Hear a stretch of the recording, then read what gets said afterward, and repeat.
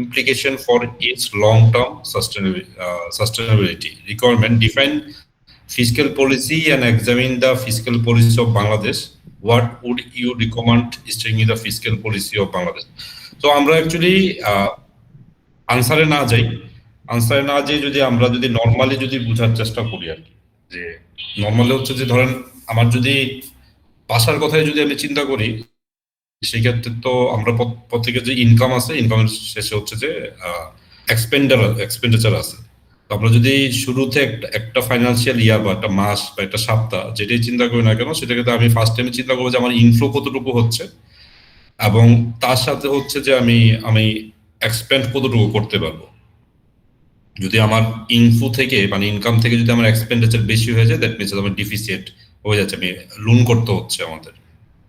এটা হচ্ছে যে জেনারেল জিনিস। তো যদি আমি কান্ট্রি লেভেলে যদি আমরা দেখি, তো দুইভাবে হচ্ছে যে কান্ট্রি হচ্ছে যে মানে একটা কান্ট্রি বা ফাইন্যান্সিয়াল যেই বডি থাকে বাংলাদেশে বা যে কোনো দেশে, তাদের মেইন অবজেক্টিভটা হচ্ছে যে তাদের ইকোনমিকে স্টেবল করা, গ্রোথ এবং ডেভেলপমেন্টে নিয়ে আসা। তো আমাদের ক্ষেত্রে যেটা হয় সেটা হচ্ছে যে অ্যাকচুয়ালি আমরা চাই হচ্ছে সাস্টেনেবল গ্রোথ এবং রিডিউস পোভার্টি আর হচ্ছে যে এমপ্লয়মেন্ট। তো এই কতগুলো জিনিস হচ্ছে যে সমন্বয়ে হচ্ছে যে অ্যাকচুয়ালি আমাদের এই বাজেটিংটা করা হয় আর কি। আর সেই বাজেটিংটা বাংলাদেশে যেটা হয় যে আপনার আমাদের জুলাই টু জুন, এটা হচ্ছে আমাদের ফিসক্যাল ইয়ার। তো জুনের আগেই হচ্ছে যে জুনের শেষের দিকে বা জুনের স্টার্টিং অফ দ্য জুনে হচ্ছে যে বাজেট প্রপোজ করা হয়, এবং হচ্ছে জুনের শেষের দিকে হচ্ছে যে বাজেট অ্যাপ্রুভ হয়। বাজেট যদি ইলেক্টেড গভর্নমেন্ট থাকে তাহলে এটা পার্লামেন্ট হচ্ছে যেটা অ্যাপ্রুভ করে। আর যদি ইলেকটেড গভর্নমেন্ট না থাকে, যেমন এখন interim government, that means interim government যখন করবে সেটা অডিয়েন্স আকারে বা আকারে আসবে। এটা কি বলে ভাই? অডিয়েন্স তো বলে। হ্যাঁ, অর্ডিন্যান্স। রাইট। সো ওইভাবে আমাদের ফিসক্যাল পলিসিটা বেসিক্যালি এইভাবেই হয়, এবং এই ফিসক্যাল পলিসির জন্য হচ্ছে যে এখানে যেই যদি আমরা যদি রেসপেক্টিভ স্পেশালি ট্যাক্সেশনটা যদি আমরা দেখি, সো এটা তো collecting body, revenue collecting body. তো গভর্নমেন্টের মেইন সোর্সই হচ্ছে যে টাকা কালেকশন বা ইনকামের মেইন সোর্স হচ্ছে ট্যাক্সেশন। হ্যাঁ, বিভিন্ন বাংলাদেশে মেবি বা 65টার মতো হচ্ছে ট্যাক্স আছে বাংলাদেশে। সো এর মাঝখানে মেজর যেটা হচ্ছে যে ভিএটি, কাস্টমস অ্যান্ড হচ্ছে যে আপনার ইনকাম ট্যাক্স, এটা হচ্ছে লাস্ট বিগ অ্যামাউন্টের কন্ট্রিবিউশন করে টোটাল রেভিনিউর। তো ওখানে যেটা হয় যে গভর্নমেন্ট যখন পার্লামেন্টে যখন অথবা অর্ডিন্যান্স যখন জারি হয়, তারপরে হচ্ছে যে তার সাব ডিপার্টমেন্টগুলোর রেসপেক্টিভ সাব ডিপার্টমেন্টগুলোর কাছে কিছু থাকে, অথরিটি থাকে, তার টাইম টু টাইম হচ্ছে যে এগুলা রিভাইজ করে। তো এগুলো আমরা অনেক সময় জেনারেল অর্ডার বলি, অনেক সময় আমরা এটাকে মানে যেভাবে আসে আর কি এসআরও বলি, স্ট্যাটিউটরি অর্ডার আমরা এটা বলি, জেনারেল গাইডলাইনও বলি। বিভিন্ন ধরনের এসে দেন হচ্ছে যে এটাকে অ্যাডজাস্ট করার চেষ্টা করে। বাট স্পেন্ডিং এর ক্ষেত্রে অ্যাকচুয়ালি আমার কাছে কোনো ভিজিবিলিটি নাই। স্পেন্ডিং ধরেন আমার ফাইন্যান্সিয়াল বাজেটের ভিতরে স্পেন্ডিং আমি 100 টাকা ধরলাম, স্পেন্ড আমি 100 টাকা ধরলাম। তো ওখান থেকে টাইম টু টাইম কিভাবে মুভ হচ্ছে, সাপোজ ধরেন আমাদের সেক্টর তো অনেকগুলা, যদি আমি সাপোজ আমি not sure, but for example আমি যদি দেখি যে আমাদের সেক্টর হচ্ছে যে 30টা সেক্টর, তার মাঝখানে আমরা হাইয়েস্ট কতগুলো সেক্টর যদি আমরা দেখি, যে ইরিগেশন, হেলথ, তারপরে হচ্ছে রুট অ্যান্ড ইনফ্রাস্ট্রাকচার ডেভেলপমেন্ট, হ্যাঁ, আর কি থাকে এই বাজেটের টপ স্পেন্ডিং এরিয়া কোনগুলো বলতে পারবেন কেউ? মিলিটারি বাজেট আছে, এডুকেশন বাজেট আছে, হেলথ আছে। তো এই বাজেটটা তো আমরা ন্যাশনালি জুনের ভিতরে পেয়ে যাই, কিন্তু এই বাজেটটা তো আমার মনে হয় যে এটা ফাইন্যান্স মিনিস্ট্রির বিষয়, আর পলিসি যে মানে মনিটারি পলিসি বা ফিসক্যাল পলিসি, এটা তো আবার রেগুলেটর বাংলাদেশ সেন্ট্রাল ব্যাংকের বিষয়। সো এই দুইটা কানেক্টেড হচ্ছে কোন জায়গাটা আসলে? আচ্ছা, বাংলাদেশ ব্যাংকের আমরা যদি বাংলাদেশ ব্যাংকের অডিয়েন্স দেখি, 1972-এর যে অডিয়েন্স যদি দেখি, তো বাংলাদেশ ব্যাংকের এখানে মেইন আরেকটা হচ্ছে যে যে টাইম টু টাইম হচ্ছে যে গভর্নমেন্টকে, দ্যাট মিনস আপনি যেটা বলতেছেন, মিনিস্টার অফ ফাইন্যান্স বলতেছেন, তাকে হচ্ছে কোঅর্ডিনেট করা এই সবগুলা জিনিস করার জন্য, স্টেবল করার জন্য।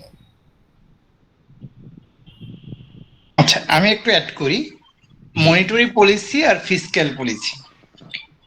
ফিসক্যাল পলিসিটা হচ্ছে গভর্নমেন্টের, অর্থাৎ অর্থ মন্ত্রণালয় যেটা করে সেটা হচ্ছে ফিসক্যাল পলিসি, অর্থাৎ এটা জুন মাসে, জুলাই থেকে জুন।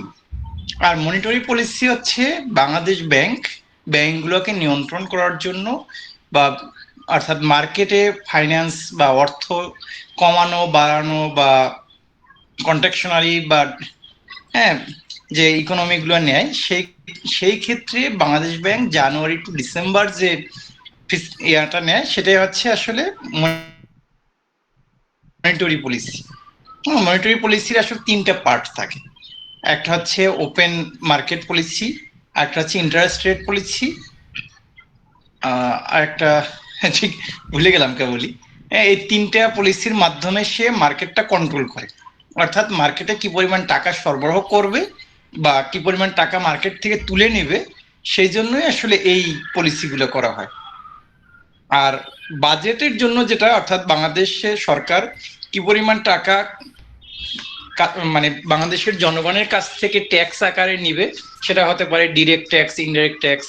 হ্যাঁ, যেমন ইনকাম ট্যাক্স হচ্ছে ডিরেক্ট, আর বাকিগুলো হচ্ছে indirect, VAT, customs, excise duty, এছাড়া আরো অনেক রকম শুল্ক আছে।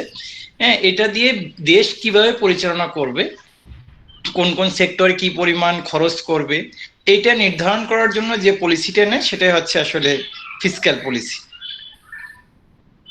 তাহলে ভাই এটা রিলেশন, তাহলে কি বলতেছেন এর মধ্যে কোনো রিলেশন কি আছে? রিলেশনটা আছে, রিলেশনটা বলতে আপনার ধরেন গভর্নমেন্ট একটা দেশের বাজেট, আমাদের তো আসলে বাজেটটা হচ্ছে ঘাটতি বাজেট। এখন এই ঘাটতি বাজেটের যে ধরেন যে সেক্টরগুলোয় যে পরিমাণ এক্সপেন্স আগে থেকে নির্ধারণ করে, সেই টাকাটা নেয়ার জন্য ব্যাংক এই মানি মার্কেট থেকে টাকাটা নেয়, অর্থাৎ মানি মার্কেট বলতে ব্যাংককে বোঝানো হয়। হ্যাঁ, বাংলাদেশ ব্যাংক থেকে সেটা ধরেন গভর্নমেন্টের যে বন্ডগুলো আছে, যেমন ট্রেজারি বিল, ট্রেজারি বন্ড, এগুলো ইস্যু করে কার মাধ্যমে? বাংলাদেশ ব্যাংকের মাধ্যমে। বাংলাদেশ ব্যাংকের মাধ্যমে ইস্যু করে এই টাকাটা গভর্নমেন্ট নিয়ে যাচ্ছে। তাহলে এটা একটা মানে মনিটারি পলিসিতে আপনার ইম্প্যাক্ট ফেলে, যেটাকে আমরা ওপেন মার্কেট সিস্টেমে পড়ে। আর একটা হচ্ছে আপনার ব্যাংক থেকে ডিরেক্ট সে লোন নিতে পারে, সেটা বাংলাদেশ ব্যাংক থেকে নিতে পারে বা কোনো নির্দিষ্ট ব্যাংক থেকে লোন নিতে পারে। লোন নিয়ে সেই বাজেটের ডিফিসিয়েন্সিটা ফিল আপ করে, এইখানে হচ্ছে মিলটা।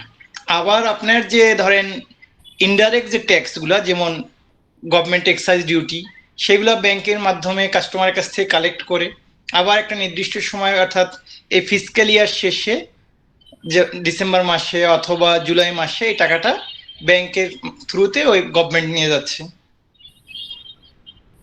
বাংলাদেশ ব্যাংক কি ফাইন্যান্স মিনিস্ট্রির আন্ডারে না নাকি? না না, বাংলাদেশ ব্যাংক হচ্ছে একটা রেগুলেটরি বডি যারা ব্যাংক নিয়ন্ত্রণ করে, এটা ফুললি ইন্ডিপেন্ডেন্ট। কিন্তু বাংলাদেশ ব্যাংকের অর্থাৎ বাংলাদেশ গভর্নমেন্টকে বিভিন্নভাবে আর্থিক সহায়তা প্রদান করে, অথবা বাংলাদেশ ব্যাংকের অর্থাৎ বাংলাদেশ সরকারের সাথে সরাসরি লিওজও করে। হ্যাঁ, সেটা বুঝছি, সেটা তো একটা ফর্মে যাবে। যেমন আমি যেটা ডিসপ্লে করছি, যে এখানে দেখছেন বাংলাদেশ ব্যাংক, তার রিপোর্টিং লাইন যদি আমি দেখি তাহলে মিনিস্ট্রি অফ ফাইন্যান্স, কিন্তু আর মিনিস্ট্রি অফ কমার্সের আন্ডারে হচ্ছে যে এই বাদ বাকি জিনিসগুলো। দ্যাট মিনস হচ্ছে বাংলাদেশ ব্যাংক তো আন্ডার হচ্ছে যে ফাইন্যান্স মিনিস্ট্রির আন্ডারে, আর ফাইন্যান্স মিনিস্ট্রি আপনার মনিটারি আর সরি ফিসক্যাল পলিসিটা ফাইন্যান্স মিনিস্ট্রি করে থাকে। হ্যাঁ করে, কিন্তু তারপর ওটা হচ্ছে আলাদা একটা রেগুলেটরি বডি এবং ইন্ডিপেন্ডেন্ট, রিপোর্ট করে মিনিস্ট্রি অফ ফাইন্যান্সকে, কিন্তু নিজেই স্বত্বশাসিত অর্থাৎ ইন্ডিপেন্ডেন্ট বডি। এবং মানে ফাইন্যান্সিয়াল মার্কেটে যতগুলো অর্গানাইজেশন আছে, যেমন ব্যাংক, নন ব্যাংক এবং মানে এমনি অন্যান্য এনজিও যেটা, এগুলো সবকিছুই কন্ট্রোল করে হচ্ছে বাংলাদেশ ব্যাংক।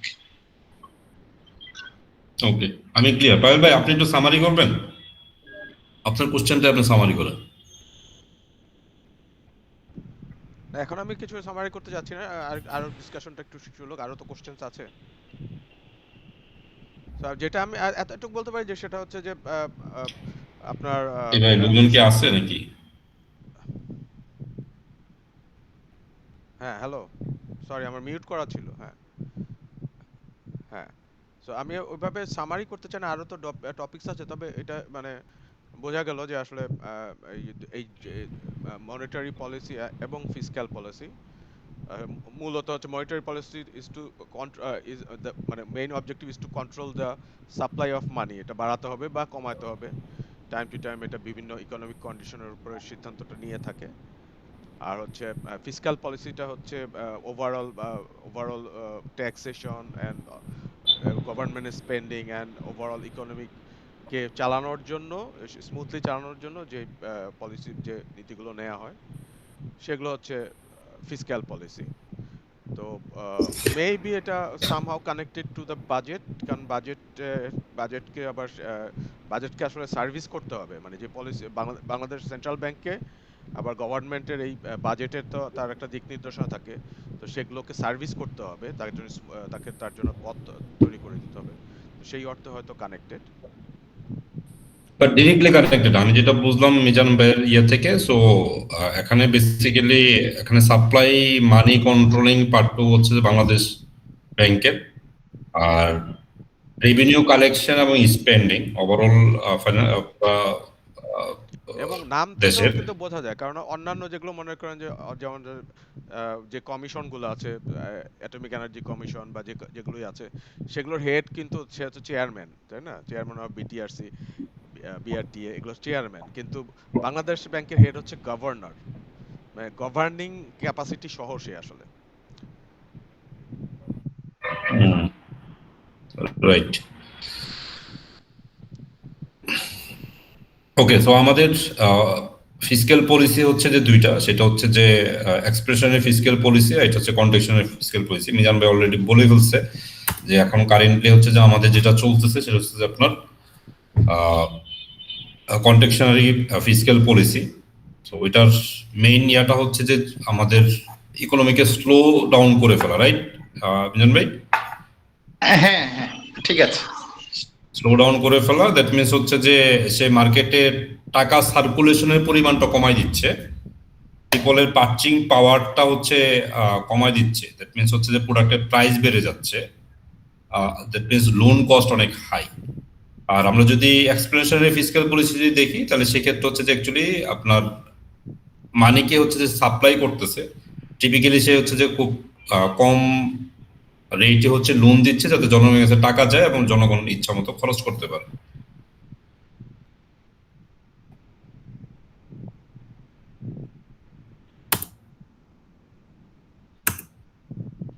দেন যদি আমরা দেখি যে feature of the fiscal policy of Bangladesh, তো এখানে আমরা যেটা দেখছি রেভিনিউ জেনারেশন, আমরা অলরেডি ডিসকাস করলাম যে আমরা যে যে সেক্টর থেকে হচ্ছে যে বিভিন্ন সেক্টর থেকে আমরা রেভিনিউ যেগুলো আমরা কালেক্ট করে থাকি, এখানে স্পেশালি যে জিনিসগুলো বলছে যে কোন কোন সেক্টর ট্যাক্সেস, ইনক্লুডিং যে income tax, value added tax, custom duty, excise duty.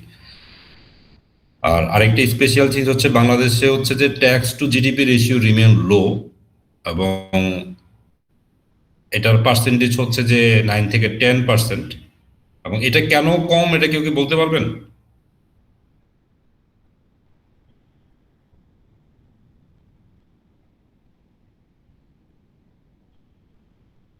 আচ্ছা, এখানে ভেরি সিম্পল যে আমাদের ইনফর্মাল ইকোনমি এবং ইনসাফিসিয়েন্ট ট্যাক্স অ্যাডমিনিস্ট্রেশন, মানে আমাদের সাফিসিয়েন্ট আসলে স্টাফ বা আমাদের ট্যাক্স কালেক্টিং এর যেই প্রসেস যেটা, সেটা আসলে এখন পর্যন্ত ইউজার ফ্রেন্ডলি না, এবং ক্যাপচারও করতে পারতেছে না যে আমার যে পরিমাণ লুকোবল আছে এবং আমার যে ইনফ্রাস্ট্রাকচার সেটা দিয়ে অ্যাকচুয়ালি আমার টোটাল যে রেভিনিউ কালেক্ট করার জন্য যতগুলো লুককে হচ্ছে কভার করা উচিত, সেটা আমরা কোনোভাবেই করতে একটা হচ্ছে পারতেছি না। এবং ইনকাম লেভেলই তো কম, মানে ট্যাক্সেবলই হচ্ছে না, একটা বিষয়। আরেকটা হচ্ছে যে অনেক ট্যাক্স পেয়ার যারা আছে তাদেরও ভেরি স্মল একটা পোর্শন অ্যাকচুয়ালি ট্যাক্স পে করে। সো এটা হয়তো একটা মানে রাইট। ইনকাম লেভেলটা কম, এটাই আসলে মূল কারণ। উম, এইটা আপনি এটাকে পুরোটা মূল কারণ বলতে পারেন না। ইনকাম যতটুকুই আছে ততটুকুর ভিতরে হচ্ছে যে লোকজন actually properly government tax collect করতে পারছে না, যতটুকু কালেক্ট করার কথা আর কি। এটা ধরেন অবশ্য ঠিক। আপনার রেশিওটা যতটুকু সেটা ঠিকই বলছেন। জিডিপির তুলনায় জিডিপির কত পার্সেন্ট আবার ট্যাক্স কালেক্টেড হয়েছে, এই রেশিওটা তো মানে জিডিপি কম হোক বাট পার্সেন্টেজটা তো সমান থাকা উচিত আর কি। এটা অবশ্য ঠিকই বলছেন, রাইট। তারপর হচ্ছে আমাদের এক্সপেন্ডিচার ম্যানেজমেন্ট। এটা তো আমরা জানি যে আমাদের গভর্নমেন্টের বাজেটের ক্ষেত্রে আমরা অনেক, যদি আমরা ভাষায় যদি বলি, সেক্ষেত্রে দেখা যায় যে কোনো একটা প্রজেক্টের ক্ষেত্রে আমরা সবসময় শুনে থাকি যে অনেক পরিমাণ হচ্ছে দুর্নীতি হচ্ছে, বালিশ কিনতেছে 2-3 লাখ টাকা দিয়ে। সো এখানে প্রচুর পরিমাণ হচ্ছে যে আমাদের ইয়াটা হচ্ছে মিসম্যানেজমেন্ট হচ্ছে যে আমাদের বাজেটের। আর আরেকটা স্পেশাল থিংস হচ্ছে যে আমরা যেই পার্টটুকুতে হচ্ছে যে আমাদের গভর্নমেন্ট বাজেটে যে পার্টটুকু আমরা অ্যালোকেটেড করি, সেই অ্যালোকেটেড হচ্ছে infrastructure development, defence and public sector salary. So এই জিনিসগুলো আসলে এতদিন পরেও আসলে এখানে কন্ট্রিবিউশন করে যায়, এখনো আন্ডার ডেভেলপমেন্টের ভিতরে থাকা। তারা নিজেদের গুলা হচ্ছে যে নিজেরা অ্যারেঞ্জমেন্ট করতে পারতেছে না, সেলফ সাফিসিয়েন্ট হচ্ছে না। সো এইটাও আরেকটা মেজর কারণ। ফাইন্যান্সিয়াল ডিফিসিট, এটা আমরা জানি যে আমাদের actually প্রত্যেক বছরে যে বাজেটগুলো হয়, সেই বাজেটগুলো অ্যাকচুয়ালি আমাদের যেই এক্সপেন্ডিচার এবং আমাদের যেই ইনকাম, সেটার সাথে একটা ভালো পরিমাণ একটা গ্যাপ থাকে। এবং সেই গ্যাপ ফিল আপ করার জন্য আমাদের যেটা করতে হয়, ইন্টারনালি অথবা এক্সটার্নালি আমাদেরকে আবার হচ্ছে যে লোন আমাদেরকে নিয়ে আসতে হয়।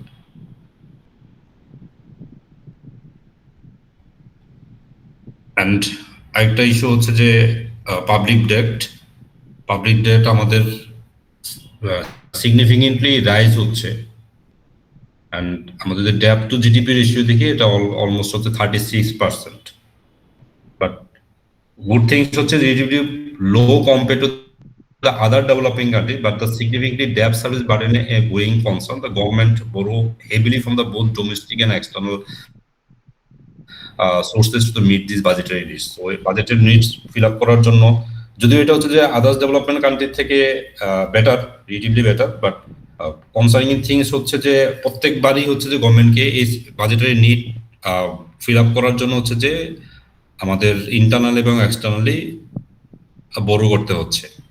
তো এটা হচ্ছে যে basic features of the fiscal পলিসির হচ্ছে যে আমাদের বিশেষ বৈশিষ্ট্য এগুলা। ইন জেনারেলি অ্যাকচুয়ালি প্রত্যেক বছরের সেম জিনিসই থাকে, নতুন কোনো কিছুই থাকে না। এই 4টা পয়েন্টে মোটামুটি আমাদের আচ্ছা, এই যে একটা বাজেটের ইন্টারনালি ভিতরে বড় থাকে। ইন্টারনালি বড় বলতে হচ্ছে ফ্রম বাংলাদেশ ব্যাংক, আর এক্সটার্নালি বড় বলতে ফরেন ফরেন ফরেন কান্ট্রিজ, এটা কি বোঝাচ্ছে? হ্যাঁ, ফরেন কান্ট্রিজ তো আমরা বুঝতেছি, ইন্টারনালিটা মিজান ভাই বলতে পারবে ভালো। যে ইন্টারনাল ধরেন হচ্ছে আসলে সেটা হতে পারে বাংলাদেশ ব্যাংক থেকে, হতে পারে অন্য ব্যাংক থেকে, অথবা আপনার ডিবেঞ্চার ইস্যু করে, অর্থাৎ বাংলাদেশের যে কোনো সেক্টর থেকে টাকাটা নেয়া। আচ্ছা আচ্ছা, বুঝতে পারছি, হ্যাঁ। তাহলে মেইন সোর্স হচ্ছে যে আপনার ব্যাংক অথবা হচ্ছে ডিবেঞ্চার, এগুলো ইস্যুর মাধ্যমে, তাই তো? হ্যাঁ, ডিবেঞ্চার আরেকটা আছে, সঞ্চয়পত্র ইস্যু করে। সঞ্চয়পত্র, আপনার ট্রেজারি বন্ড, ট্রেজারি বিল। এগুলো তো ট্রেজারি মিজান বিল ভাই সবসময় তো মার্কেটে আছে, এটার জন্য তো স্পেশাল কিছু ধরেন আমি কোনো সময় দেখি না যে স্পেশাল কোনো বাজেটের পরে স্পেশাল কোনো কিছু ইস্যু করছে। এটা ওই আপনার ধরেন এই যে ট্রেজারি বিল বা বন্ডগুলোর রেট বাড়ে কমে কেন, আপনার গভর্নমেন্টের এখন অনেক টাকার দরকার, তখন সে সঞ্চয়পত্রের রেট বাড়াই দিল, ইন্টারেস্ট রেটটা। হ্যাঁ, এটা কিন্তু টাকাটা সরাসরি গভর্নমেন্টের খাতে চলে যাচ্ছে, বাংলাদেশ ব্যাংক হয়ে, ভায়া হয়ে আর কি। হ্যাঁ, আর আপনার বন্ডের রেট বাড়াই দেয়, কমাই দেয়। আগে ছিল বন্ডের রেট 6-7%, এখন সেটা কিন্তু বন্ড প্রায় 12%, ট্রেজারি বন্ড। ট্রেজারি বিলও 9%, 10%। হ্যাঁ, এগুলোর রেট কিন্তু 6-7% ছিল খুব বেশি দিন আগে না, অর্থাৎ যখনই গভর্নমেন্টের টাকার দরকার হয় তখন এই রেটগুলো বাড়াই দেয়, মানুষ এই সেক্টরে ঝুঁকে পড়ে। হ্যাঁ, কারণ এইটা ওই পাবেল ভাই 2-1 দিন আগে আলোচনা করছিল যে বাংলাদেশে সিকিউরড যে প্রোডাক্ট গুলো আছে সেগুলোর রেট কিন্তু, অর্থাৎ রিস্ক ফ্রি রেট অনেক বেশি বাট যেগুলো রিস্কি প্রোডাক্ট ওইগুলোর রেট অনেক কম। যেমন আপনি এফডিআর 5% 6%-এ করতেছেন, হ্যাঁ, আপনার ক্যাপিটাল মার্কেটে রিটার্ন কম, আপনার ডিপিএস এর রেট হচ্ছে 6-7%, কিন্তু যেখানে রিস্ক ফ্রি রেটটা হচ্ছে 12% 11%, যেটা আসলে আমাদের ইকোনমির জন্য আসলে কোনোভাবেই ভালো না। মানুষ ইনভেস্টমেন্ট করতে যাচ্ছে না, কারণ ওই গভর্নমেন্টের আমাদের আসলে ঘাটতি বাজেটের কারণে এই রিস্ক ফ্রি রেটটা অনেক বেশি হয়ে গেছে আসলে, আদারওয়াইজ আর কোনো কিন্তু রিজন না। বুঝতে পারছি। জি, তাহলে ঠিক আমি আছে, যদি আমি যেন কিছু বলতেছিলেন। না না, আপনি কন্টিনিউ করেন। জি, আমরা যদি এখন মেইন চ্যালেঞ্জগুলো যদি আমরা দেখি, তো আমরা উপরে যা বলে আসছি এটা সেম। এটা যদি আমরা রিক্যাপ করি তাহলে আমরা দুইটা জিনিস অ্যাকচুয়ালি এখানে রিক্যাপ হয়ে যাবে। একটা জিনিস হচ্ছে আমার চ্যালেঞ্জ, আমি যদি প্রবলেম জানি তাহলে এটা সলিউশনও আমাদের জানা হয়ে যাবে। তো আমাদের কোশ্চেনে যেটা ছিল যে ফিসক্যাল পলিসি কি এবং এটা বাংলাদেশের ফিসক্যাল পলিসির পলিসি আসলে বৈশিষ্ট্যগুলো কি। হ্যাঁ, এটা এটা এটা আমরা জানলাম যে 4টা বৈশিষ্ট্য। তার সাথে হচ্ছে যে এই বৈশিষ্ট্য জানতে গিয়ে বা ডিসকাশনে আমরা যে জিনিসগুলো দেখলাম যে বাংলাদেশে আসলে যে চ্যালেঞ্জেস গুলো কি, এবং তার সাথে আমাদের প্রশ্নের আমাদের যেটা বলছে যে চ্যালেঞ্জের সাথে আমাদের রিকমেন্ডেশন কি সেটাও আমাদেরকে বলতে বলা হয়েছে। তো আমরা যদি চ্যালেঞ্জগুলো যদি দেখি সেক্ষেত্রে সেম আমার লো টেক জিডিপি রেশিও, দেন আমার ইনক্রিজ ইন ফাইন্যান্সিয়াল ডিফিসিয়েট, সবসময় ফাইন্যান্সিয়াল ডিফিসিয়েট তৈরি হচ্ছে, inefficient in public spending, debt sustainability and misuse, inflationary pressure. So inflationary প্রেশারটা অ্যাকচুয়ালি বাংলাদেশে অলমোস্ট এখানে যেগুলো আছে এগুলো আমার মনে হয় যে স্বাধীনতার পর থেকে এই সেম ওয়েতেই আছে। I am not sure, but আমার কাছে যেটা মনে হচ্ছে। এবং এটার লাস্ট কোভিডের আগে আমাদের ইয়াটা আসছে কবে, জানবে আমাদের ফিক্সড ইয়া থেকে আমরা কবে সরে আসছি এক্সচেঞ্জ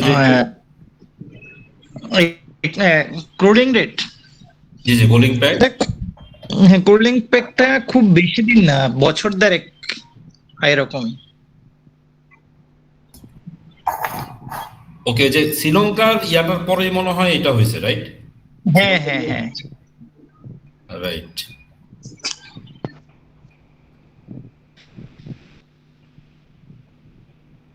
তাহলে হচ্ছে আমার মেইন চ্যালেঞ্জ গুলো কি? মেইন চ্যালেঞ্জ গুলো হচ্ছে যে আমার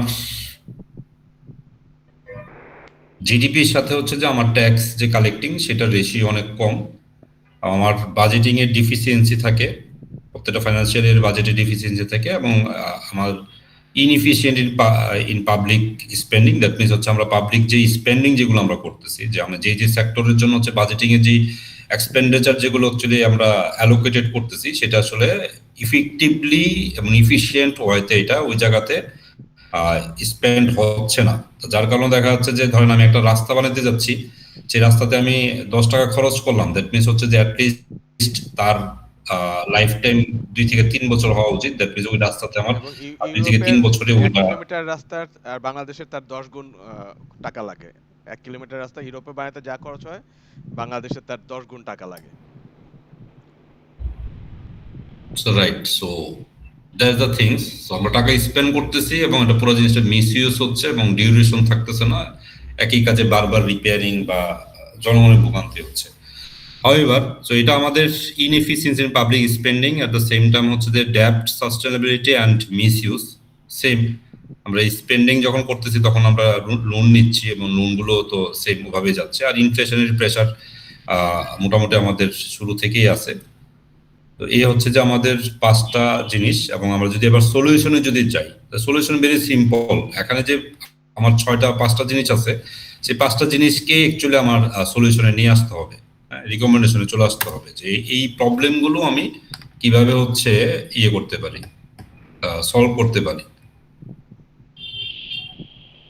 একটা হচ্ছে যে আমার ট্যাক্স রেভিনিউ, আমার ইনকাম অবশ্যই বাড়াইতে হবে, যেহেতু আমার ডিফিসিয়েট আছে, সেই ডিফিসিয়েটকে কভার করার জন্য হচ্ছে আমার ইনকাম বাড়াইতে হবে। এবং সেই ইনকাম বাড়ানোর জন্য হচ্ছে যে আমার ট্যাক্স কমপ্লায়েন্স এবং new taxes and page ensure more equitable distribute tax burden. এবং ট্যাক্স বার্ডেনটা অ্যাকচুয়ালি ইকুয়ালি সবার কাছে ডিস্ট্রিবিউট করতে হবে। এটা একটা ফর্মুলা ওরা বলতেছে। ট্যাক্স অ্যাডমিনিস্ট্রেশনটা ওরা বলতেছে যে through digitalisation and reducing the tax evasion through significant boost revenue generation. যদি আমাদের এভিশন যেগুলো আছে, অ্যাভারেন্স যেগুলো আছে, সেগুলো যদি আমরা ইভিশন আর অ্যাভারেন্স যেটা সেপারেট থিংস, বাট আমরা যদি যেগুলো হচ্ছে যে ইভিশন যেগুলো হচ্ছে সেগুলো যদি আমরা রিডিউস করতে পারি তাহলে হচ্ছে আমাদের রেভিনিউ জেনারেশনটা বাড়বে। ইমপ্রুভ পাবলিক এক্সপেন্ডিচার, এটা ভেরি সিম্পল, এটা আমরা সবাই নিজের মতোই লিখতে পারবো। বাট যদি আমরা একটু দেখি তাহলে সেক্ষেত্রে হচ্ছে যে প্রথম হচ্ছে যে government priorities spending the high impact social service such as health care education and focus on the improving governance in public procurement in infrastructure project in reducing inefficiency. So এটার জন্য বেসিক্যালি গভর্নমেন্ট যেই সেক্টরগুলোতে prioritise বেসিসে spend করতেছে, তাকে first হচ্ছে যে prioritise basis যে সেক্টরগুলো আছে সেই সেক্টরগুলোতে স্পেন্ড করতে হবে। অ্যাট দ্য সেম টাইম তাকে ফোকাস করতে হবে যে স্পেন্ডিং এর যে পিপল গুলো আছে তাদের ফুল জিনিসটা হচ্ছে ইফিসিয়েন্সির ভিতরে নিয়ে আসা, অ্যাকাউন্টেবিলিটির ভিতরে নিয়ে আসা। ডেট ম্যানেজমেন্ট স্ট্র্যাটেজি,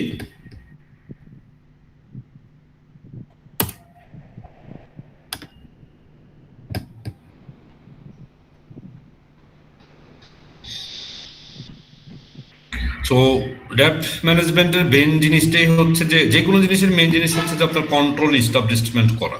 তো আপনি যখন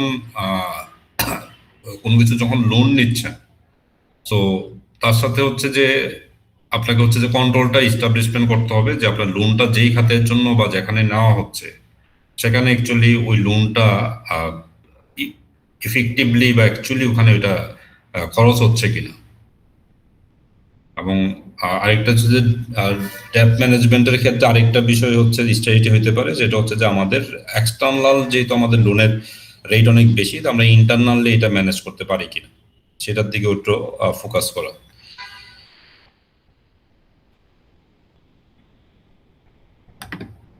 সো ইনফ্লেশনটা বেসিক্যালি আমরা একটা খুব ইজি ওয়ে, যেটা হচ্ছে আমাদের ডোমেস্টিক লেভেলের প্রোডাকশন যদি আমরা বাড়াই, মানে আমার যদি ডিপেন্ডেন্সি আমার ইম্পোর্ট যদি আমার কমে যায়, এক্সপোর্ট যদি বাড়ে, দ্যাট মিনস আমি আমার নিজেরটা যদি নিজে প্রডিউস করে খাইতে পারি, সেক্ষেত্রে হচ্ছে যে ইনফ্লেশনারি জিনিসটা অ্যাকচুয়ালি কভার করা সম্ভব। তো সেটার জন্য গভর্নমেন্টকে কি করা উচিত? গভর্নমেন্টকে হচ্ছে অ্যাকচুয়ালি ওই প্রায়োরিটাইজ জায়গাগুলোতেই হচ্ছে যে স্পেন্ড করা উচিত বা কাজ করা উচিত যেখানে হচ্ছে যে আমার প্রোডাক্টিভিটি বাড়বে, মানে আমার প্রোডাকশন বাড়বে। তো স্পেশালি আমাদের যে কয়েকটা জিনিসের মিস হয় সেটা মানে প্রাইস ইনফ্লেশনের যে কয়েকটা পয়েন্ট আছে, সেটা আমার ফুড প্রাইসের হাইক, ফুয়েল প্রাইস হচ্ছে যে গ্লোবালি যদি ফুয়েল প্রাইস যদি ইনক্রিজ হয় সেটা একটা, আর গ্লোবালি যদি আমার সাপ্লাই চেনে যদি ডিস্টারপশন হয়, এটা একটা হচ্ছে যে আমাদের ইম্প্যাক্টেড হয় যদি আউটসাইড যদি বলি এই দুইটা জিনিস। সেকেন্ড, ইন্টারনাল ফুড প্রাইসটা বেসিক্যালি হচ্ছে আমাদের ইন্টারনাল উপরে, এটা আমাদের কন্ট্রোলের ভিতরে। যদি আমাদের ইনভেস্টমেন্ট অথবা আমাদের প্রায়োরিটাইজ সাইটগুলো যদি ওখানে যদি আমরা করতে পারি তাহলে সেক্ষেত্রে ইনফ্লেশন রিডিউস করা পসিবল।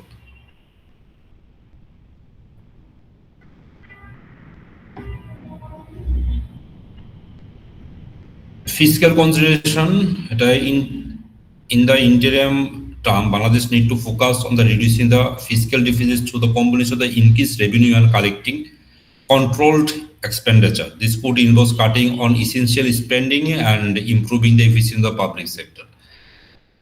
যেটা বলতেছে যে আমার ফিসক্যাল যে বাজেট যেটা আছে, সো সেই বাজেটটাকে কনসলিডেশন করতে বলতেছে, যে আমার ইনকাম এবং এক্সপেন্ডিচারের সাথে কনসলিডেশন করতে বলতেছে। এবং সেই কনসলিডেশনের মেইন পার্ট যেটা হচ্ছে ফোকাসিং পার্ট হচ্ছে, সেক্ষেত্রে হচ্ছে আমাকে একদম স্পেসিফিক যে জায়গাগুলোতে আমাকে স্পেন্ড করা দরকার আমি সেই জায়গায় স্পেন্ড করব। নন কন্ট্রিবিউশন যে জিনিসগুলো, সেই জিনিসগুলো হচ্ছে যে আমরা বাদ দিয়ে দিব। নন এসেনশিয়াল স্পেন্ডিং গুলো হচ্ছে যে আমরা রিমুভ করে ফেলবো। এবং ইন দ্য সেম টাইম হচ্ছে যে আগে আমরা যেটা দেখে আসছি যে আমরা পাবলিক এক্সপেন্স বা পাবলিক সেক্টরে আমরা যেই জিনিসগুলো করতেছি, এটা this could involve cutting on non essential spending, improving the efficiency of public service. So public service এফিসিয়েন্সির মাধ্যমে এবং আমার এসেনশিয়াল যে জিনিসগুলো আছে সেখানে আমার স্পেন্ডিং এর মাধ্যমে এবং আমার বাজেট এবং আমার ইনকাম এবং আমার এক্সপেন্ডিচারের কোলাবোরেশনের মাধ্যমে আমরা এই প্রবলেম আমরা সলভ করতে পারি। সো এখানে একটা জিনিস আসছে, সেটা হচ্ছে ফিসক্যাল পলিসির সাথে হচ্ছে মনিটারি পলিসি হচ্ছে কোঅর্ডিনেশনটা করা। সো যেটা আমরা এর আগে ডিসকাস করতেছিলাম যে কোনো না কোনো ভাবে হচ্ছে ইন্টারলিঙ্ক আছে, যেটা মনে হয় পাবেল ভাই বুঝছিল। সো ভেরি সিম্পল, যে আমার ফিসক্যাল পলিসি এবং হচ্ছে যে আমার মনিটারি পলিসি দুইটার ভিতরে হচ্ছে যে বেটার কোঅর্ডিনেশন থাকতে হবে। Bangladesh Bank and the Ministry of Finance must work together to address inflation while supporting growth and investment. So দুইটা ডিপার্টমেন্টকেই হচ্ছে যে একসাথে কাজ করতে হবে এই গ্রোথ এবং ডেভেলপমেন্টের জন্য।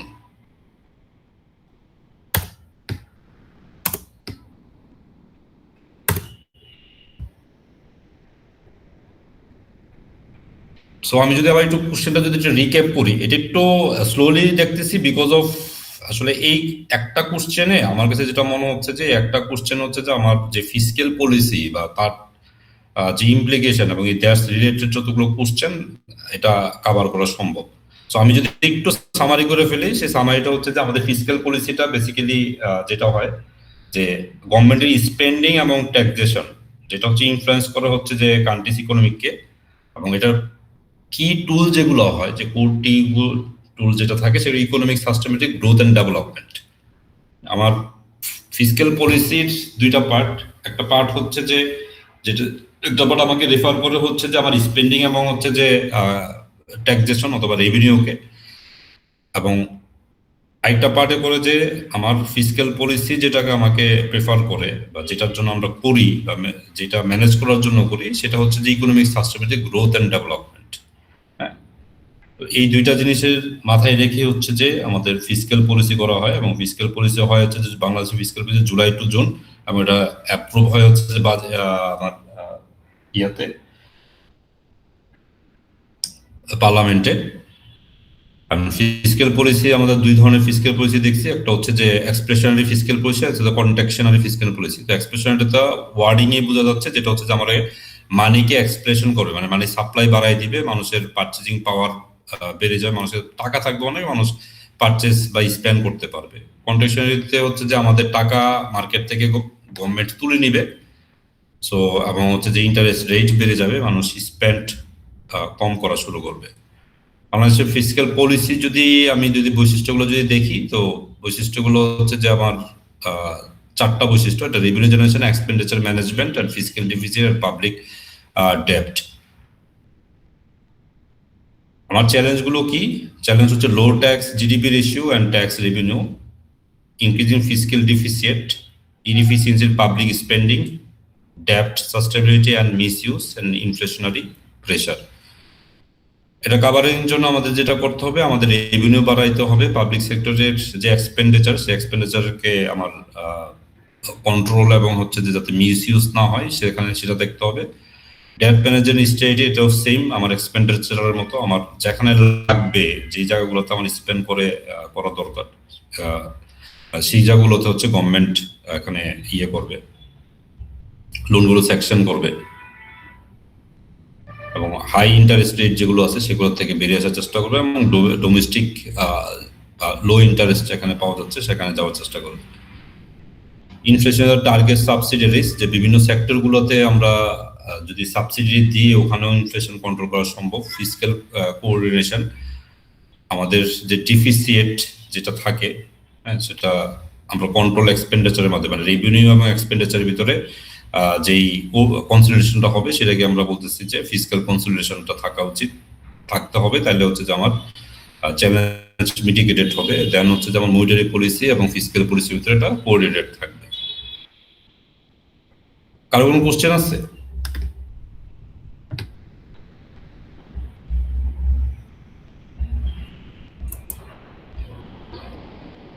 ভাই আপনারা আছেন নাকি?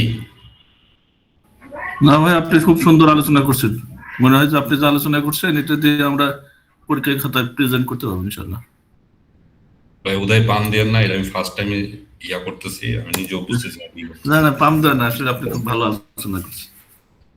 আচ্ছা, আমরা একটু আগাই। আমরা আর 4টা কোশ্চেন শেষ করব। So highlight the role of the monetary policy declared by Bangladesh Bank in containing inflation, how it would impact the interest rates. Give reference to the recent policy stance and statement for Bangladesh Bank.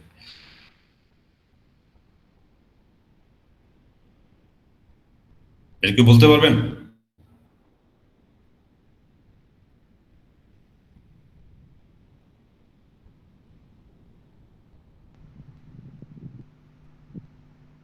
আচ্ছা, আমরা এর আগে যেগুলো discuss করছি এর মাঝখানে আসলে এটা আনসারটা আমাদের চলে আসা উচিত। হ্যাঁ, আমরা যেটা সরি আমি খেয়াল করতে পারিনি, আবার একটু কোশ্চেনটা বলুন। এখানে বলতেছিল যে কোশ্চেন যেটা বলতেছিল বাংলাদেশ ব্যাংক যেটা মনিটারি পলিসি ডিক্লেয়ার করছে, containing the inflation, how it would impact the interest rate.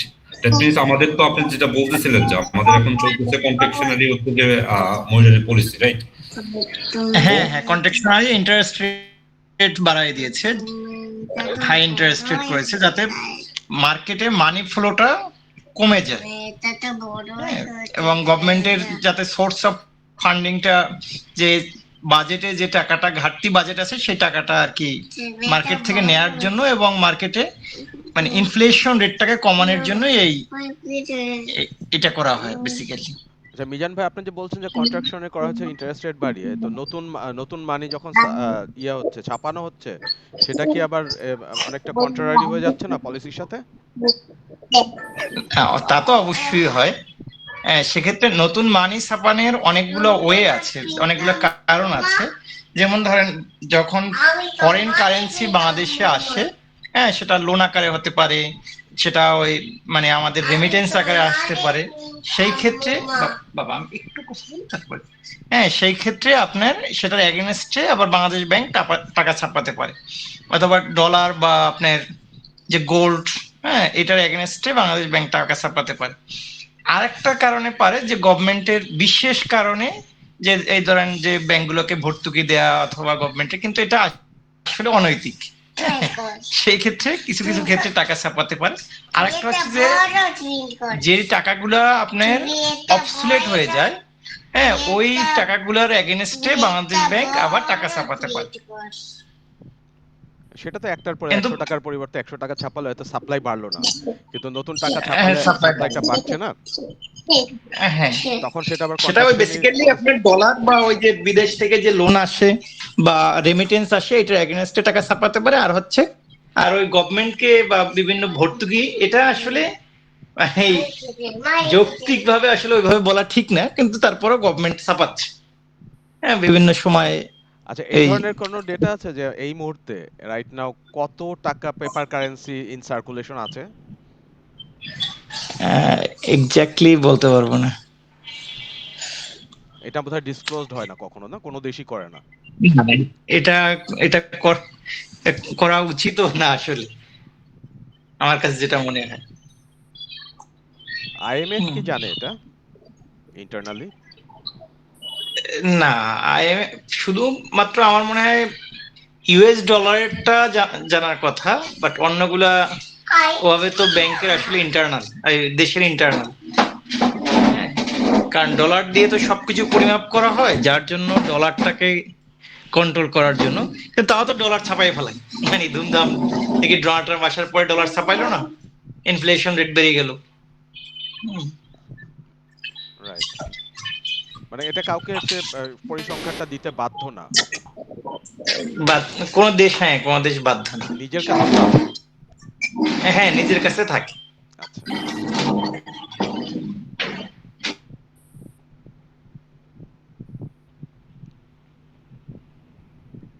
আচ্ছা, আচ্ছা মিজান ভাই, এখানে এই কোশ্চেনটা অ্যাকচুয়ালি কি বুঝাইছে বলেন তো? এখানে আপনার কন্টিনিউইং ইনফ্লেশন, এটা কি কোনো ব্যাংকিং এর টার্ম নাকি?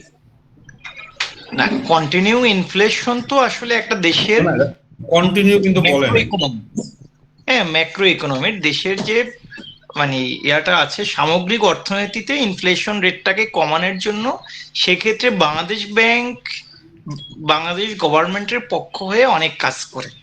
হ্যাঁ, সেটা আমি ওই যে বলছিলাম 3টা পলিসি আছে, একটা ওপেন মার্কেট পলিসি, একটা ইন্টারেস্ট রেট পলিসি, আর একটা হচ্ছে মনিটরি পলিসি।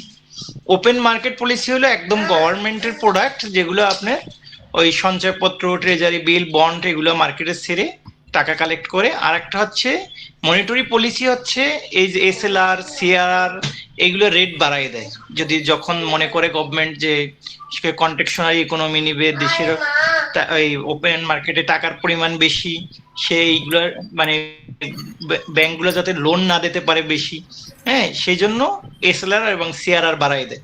সিআরআর বাড়াই দিলে ব্যাংকগুলো অতিরিক্ত পরিমাণ টাকা বাংলাদেশ ব্যাংকে রাখতে হয়, যার জন্য ব্যাংকগুলোর মানে লোনেবল ফান্ডের পরিমাণটা কমে যায়। আর ইন্টারেস্ট রেট পলিসি হলে ইন্টারেস্ট রেটটা বাড়াই দেওয়ার কারণে মানুষ সঞ্চয় উদ্বুদ্ধ হয়, হ্যাঁ, এবং লোন নিতে ডিমোটিভেটেড হয়। যখন 12% থেকে 15% রেট চলে যাবে, তখন যারা ইনভেস্টর তারা মানে লোন নিবে না, যার জন্য দেশের আপনার সামগ্রিকভাবে উৎপাদন কমে যাবে। কিন্তু এটার একটা ব্যাড ইম্প্যাক্ট হচ্ছে যে আসলে আমরা দেশের ইকোনমিতে আপনার মানি সাপ্লাই কমায়া মানে ইনফ্লেশন কমাতে চাচ্ছি, কিন্তু ব্যাড ইম্প্যাক্ট হচ্ছে যখন এই টাকাটা মার্কেটে ফ্লো না হচ্ছে, নতুন করে মানে আপনার ইনভেস্ট আসতেছে না, নতুন করে শিল্প কারখানা হচ্ছে না, উৎপাদন বাড়তেছে না, যার জন্য কিন্তু আবার বিপরীতভাবে ওই ইনফ্লেশন আবার বেড়ে যায় অন্য দিক থেকে। কিন্তু প্রত্যেকটাই আবার মানে এটা এক একটা ইকোনমি আসলে লং টার্ম রাখা যায় না, হ্যাঁ, একটা নির্দিষ্ট সার্টেন টাইম পর্যন্ত থাকে, 6 মাস, 1 বছর, 2 বছর, এরপরে কিন্তু আবার ওই ব্যাক করে হ্যাঁ কন্ট্রাকশনারি থেকে ইনফ্লেশনারিতে যেতে হয়, এক্সপেনশনারিতে যেতে হয়। এক্সপেনশনারিতে না গেলে তখন আবার দেশের সামগ্রিক অর্থনীতি আবার দুর্বল হয়ে যায়, মানে প্রাইভেট ক্রেডিটটা কমে যায়। আচ্ছা মিজান ভাই, আর হ্যাঁ। একটু সাথে একটু আরেকটা জিনিস আমার পার্সোনাল একটা জানার ছিল, সেটা হচ্ছে যে এই যে আমাদের যে বিভিন্ন নগদ বা উপায় বা বিকাশ, এই যে এই যে জিনিসগুলো আছে, এটার কারণেও কি মানি সাপ্লাই, ব্রড মানিটা বেড়ে গেছে না? মানি সাপ্লাই বেড়ে গেছে, ফর্ট ফর্ট তো কমে যাবে, কারণ হচ্ছে আপনি ধরেন বিদেশ থেকে টাকাগুলো আগে হুন্ডিতে আসতো, হ্যাঁ, এখন সেটা ব্যাংকিং চ্যানেলে আসতেছে, সেটা হোক বিকাশের মাধ্যমে, রকেটের মাধ্যমে, অথবা কোনো নির্দিষ্ট ব্যাংকের মাধ্যমে। আবার আপনার মানে আগে ক্যাশ টাকাটা মানুষ এটা খাওয়ার জিনিস, হ্যাঁ, ক্যাশ টাকা এক জায়গা থেকে আরেক জায়গায় নিয়ে যেত, কিন্তু এখন সেটা ব্যাংকিং চ্যানেলের মাধ্যমে যাচ্ছে, যার জন্য কিন্তু দুর্নীতি। আমি মনে করেন 5,000 টাকা বিকাশ আলাকে দিলাম, আমার অ্যাকাউন্টে ঢুকাই দিল, ঠিক আছে? তা আমিও এখন 5,000 টাকার মালিক, ওই বিকাশ আলাও 5,000 টাকার মালিক, তার টাকাটা ডাবল হয়ে গেল না? না না, 5,000 টাকার মালিক তো আসলে আপনি হচ্ছে 5,000 টাকা তো আসলে এটা আপনি যখন একজনকে দিয়েছেন, ধরেন আপনি অন্যভাবে চিন্তা করি, আপনি ধরেন একটা জুস কিনছেন বাজার থেকে, 1 কেজি আম নিয়ে আসছেন, আপনি তো টাকাটা দিয়ে তার কাছ থেকে আম নিয়ে আসছেন, তাই না? টাকাটা কিন্তু তার কাছে চলে যাচ্ছে, অর্থাৎ ব্যাংকে চলে গেছে। আমি যখন গুডস কিনে আনছি, টাকাটা আমার কাছে নাই, কিন্তু আমি যখন ওয়ালেটে ভরলাম, তখন তো আমার কাছেও টাকা আছে, ওর কাছেও টাকা আছে। না, এটা আপনি যখন আবার খরচ করবেন তখন তো আর আপনার টাকা থাকবে না, ডাবল মানি হবে না। অর্থাৎ এটা একটা আছে, মানে ব্যাংকের ভাষা বলে মানি ক্রিয়েশন। সেটাই তো, মানি ক্রিয়েশন হলে ইনফ্লেশন বাড়বে না? ঠিক আছে, মানি ক্রিয়েশন হলে ক্রেডিট ক্রিয়েশন বা মানি ক্রিয়েশন, এটা হচ্ছে আপনি ধরেন আপনি 100 টাকা ব্যাংকে আজকে দিয়েছেন, আপনার তো ব্যাংকে 100 টাকা আছে, এখন ব্যাংক ওই যে 100 টাকা আবার নিজের কাছে রেখে সে 80 টাকা লোন দিল, আবার এই 80 টাকা তো ওই ভদ্রলোক যে নিল সে আরেকটা ব্যাংকে নিয়ে রাখুক আর এই ব্যাংকে রাখুক, সেই 80 টাকা অন্য ব্যাংকে রাখলে ওই ব্যাংক আবার ওখান থেকে 70 টাকা লোন দিল। তাহলে এইভাবে এটা একটা মাল্টিপ্লায়ার ইমপ্যাক্ট আছে, এটা বুঝতে পারছি, হ্যাঁ, মাল্টিপ্লায়ার ইমপ্যাক্ট আছে অবশ্যই। আমি সেটা বলছি, এটা এইভাবে তো এখন ব্যাংক যখন মানি ক্রিয়েশন করছে, সেটা তো ব্রড মানিটা তো বড় হচ্ছে, তাই না? মানির সাপ্লাইটা বড় হচ্ছে, তো একইভাবে তো একইভাবে যে এই যদি আমরা নগদে টাকা বা বিকাশে টাকা রাখি, তাহলে এখানেও তো মানিটা বড় হচ্ছে। বড় যদি হয় তাহলে এটা ইনফ্লেশনের দিকে কন্ট্রিবিউশন দিবে না, ইনফ্লেশন বাড়াবে না? হ্যাঁ, আপনার হার্ড কপি টাকাটা থাকলো না, আপনার এটা সফট কপিতে চলে গেল, চলে গেল, তাহলে ইনফ্লেশন বাড়বে না? ইনফ্লেশন ওভাবে ঠিক বাড়বে না। ভাই পাবেল ভাই, আপনি ইনফ্লেশনটা কখন হবে? ধরেন আপনার কাছে 100 টাকা আছে, আমার কাছেও 100 টাকা আছে, একটা প্রোডাক্টের প্রাইস হচ্ছে ধরেন যে 100 টাকা, হ্যাঁ তাহলে আপনার প্রোডাক্ট একটাই আছে, আমরা দুজন হচ্ছে পারচেজার, ঠিক আছে? তার মানে কি, আপনার সাপ্লাই থেকে যে ধরেন আমিও পারচেজ করতে যাচ্ছি, আপনিও পারচেজ করতে যাচ্ছেন, আপনার কাছেও টাকা আছে, আমার কাছেও টাকা আছে, বাট প্রোডাক্ট নাই, রাইট? তখন কি হবে? তখন এই প্রোডাক্টের প্রাইস বেড়ে যাবে। রাইট আপনি যেটার উদাহরণ যেটা দিলেন সেটা হচ্ছে যে এক হ্যান্ড থেকে আরেক হ্যান্ড বা কাস্টোডিয়ানের কাছে টাকা মুভমেন্টের থ্রুতে আপনার পারচেজিং পাওয়ার কি এখানে বাড়তেছে?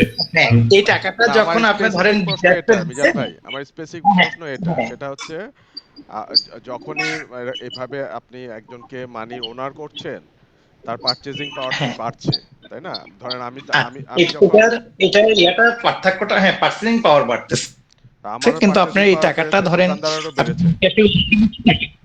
আচ্ছা না, আমি আপনাকে বলি বিকাশের উদাহরণটা এক্স্যাক্টলি এইভাবে বলি। আপনি যখন বিকাশালা মোবাইলে টাকাটা লোড করে নিয়ে আসে, সে কিন্তু টাকা ব্যাংকে দিয়ে আসে। সকালবেলা ব্যাংকে 1 লাখ টাকা দিয়ে সে মোবাইলে 1 লাখ টাকা লোড করলো।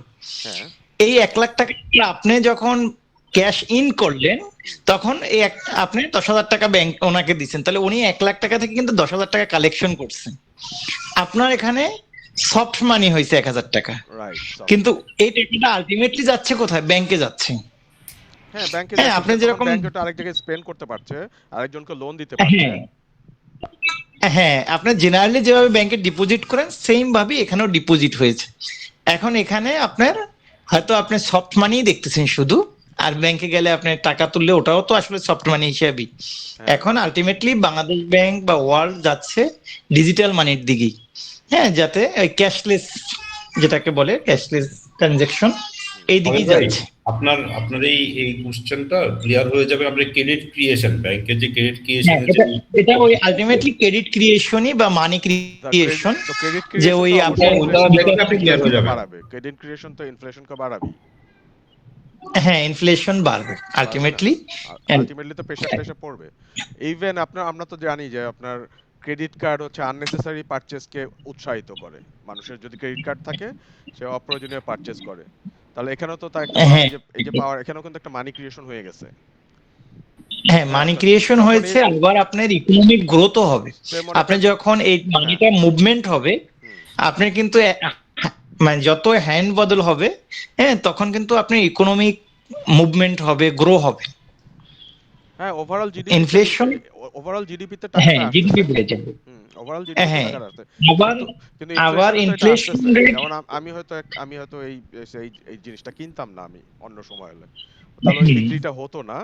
এটা যেমন জিডিপির জন্য ক্ষতিকর, কিন্তু এই যে আমি এখন কিনতে পারছি, অপ্রয়োজনীয় পারচেজ করতে পারছি, এই জন্য তো আপনার সাপ্লাইয়ের উপর প্রেসার পড়তেছে, তার মানে ইনফ্লেশন তো ওখান থেকে বাড়বে। হ্যাঁ, আবার অন্যদিকে একটা ইনফ্লেশন রেট একটা স্ট্যান্ডার্ড মাত্রায় না থাকলে দেশের জিডিপিও বাড়বে না। হ্যাঁ, দেশ এক্সপান্ড করবে না। রাইট। ধরেন আপনি ল্যান্ডের প্রাইস যদি প্রতি বছর যদি কিছু না বাড়ে, তাহলে কিন্তু আর কেউ ল্যান্ড বিজনেস করবে না, বা যে কোনো জিনিসের আপনার মানে অন্য জিনিসের দাম বাড়তেছে, এটার দাম বাড়তেছে না। অর্থাৎ এভাবে একটা নির্দিষ্ট মাত্রায় একটা স্ট্যান্ডার্ড লেভেলে ইনফ্লেশন থাকার দরকার আছে, কিন্তু সেটা আমাদের দেশে অনেক বেশি, অন্য দেশে। আবার আরেকটা একটা ইকোনমিক্সের একটা থিওরি আছে, মানে ভেলোসিটি অফ মানি যত বাড়বে তত ইনফ্লেশন, মানে velocity is proportional to inflation. তো যেহেতু আপনার ক্যাশলেস ইকোনমি, যেহেতু ভেলোসিটিটা হাই হবে, মানে খুব ইজিলি ইউ ক্যান পে, তাই আপনি 10 লাখ টাকা যদি কাউকে পে করেন পেপার ক্যাশে, এটা গুনতেও তো অনেক টাইম লাগবে, ভেলোসিটিটা লোয়ার হবে, তাই না? কিন্তু আপনি 10 লাখ টাকা তো আপনি উইদিন দুইটা ট্যাপ করলেই চলে যাচ্ছে, আরটিজিএস করে দিলেন, চলে গেল। তো এই যে ভেলোসিটি বাড়লো, এটাও তো ইনফ্লেশনকে পজিটিভলি এনকারেজ করতেছে না? হ্যাঁ, অবশ্যই অবশ্যই, সেক্ষেত্রে কিছুটা হলেও বাড়বে। চায়না মনে হয় যে তারা নিজের ইচ্ছা করেই ইনফ্লেশনটা করে, রাইট? চায়নার মানিটা হলো ডিফ্লেশন, অর্থাৎ ওরা নিজেদের দেশের মুদ্রাকে আন্তর্জাতিক মুদ্রার সাথে মানটা কমায় রাখে সব সময়। কারণ হলো ওদের আন্তর্জাতিক বাণিজ্যের জন্য। হ্যাঁ, মুদ্রার দুইটা আছে, অর্থাৎ একটা হচ্ছে মুদ্রার মানে দামটা বাড়ানো, একটা হচ্ছে কমানো, অর্থাৎ ইনফ্লেশন একটা ডিফ্লেশন। ওরা হচ্ছে ডিফ্লেশন রাখে সব সময়। রাইট, হ্যাঁ, ইচ্ছে করেই রাখে, গভর্নমেন্ট নিজে থেকে রাখে, নাইলে ওরা ওই বিশ্ব নিয়ন্ত্রণ করতে পারবে না। অর্থাৎ এই যে যেটা আন্তর্জাতিক বাণিজ্য যেটা, সেটা এখন পুরোটাই বলতে গেলে চায়নার হাতে। হ্যাঁ, এই শুধুমাত্র নিজেদের মুদ্রাকে ডাউনগ্রেডে রাখার জন্য।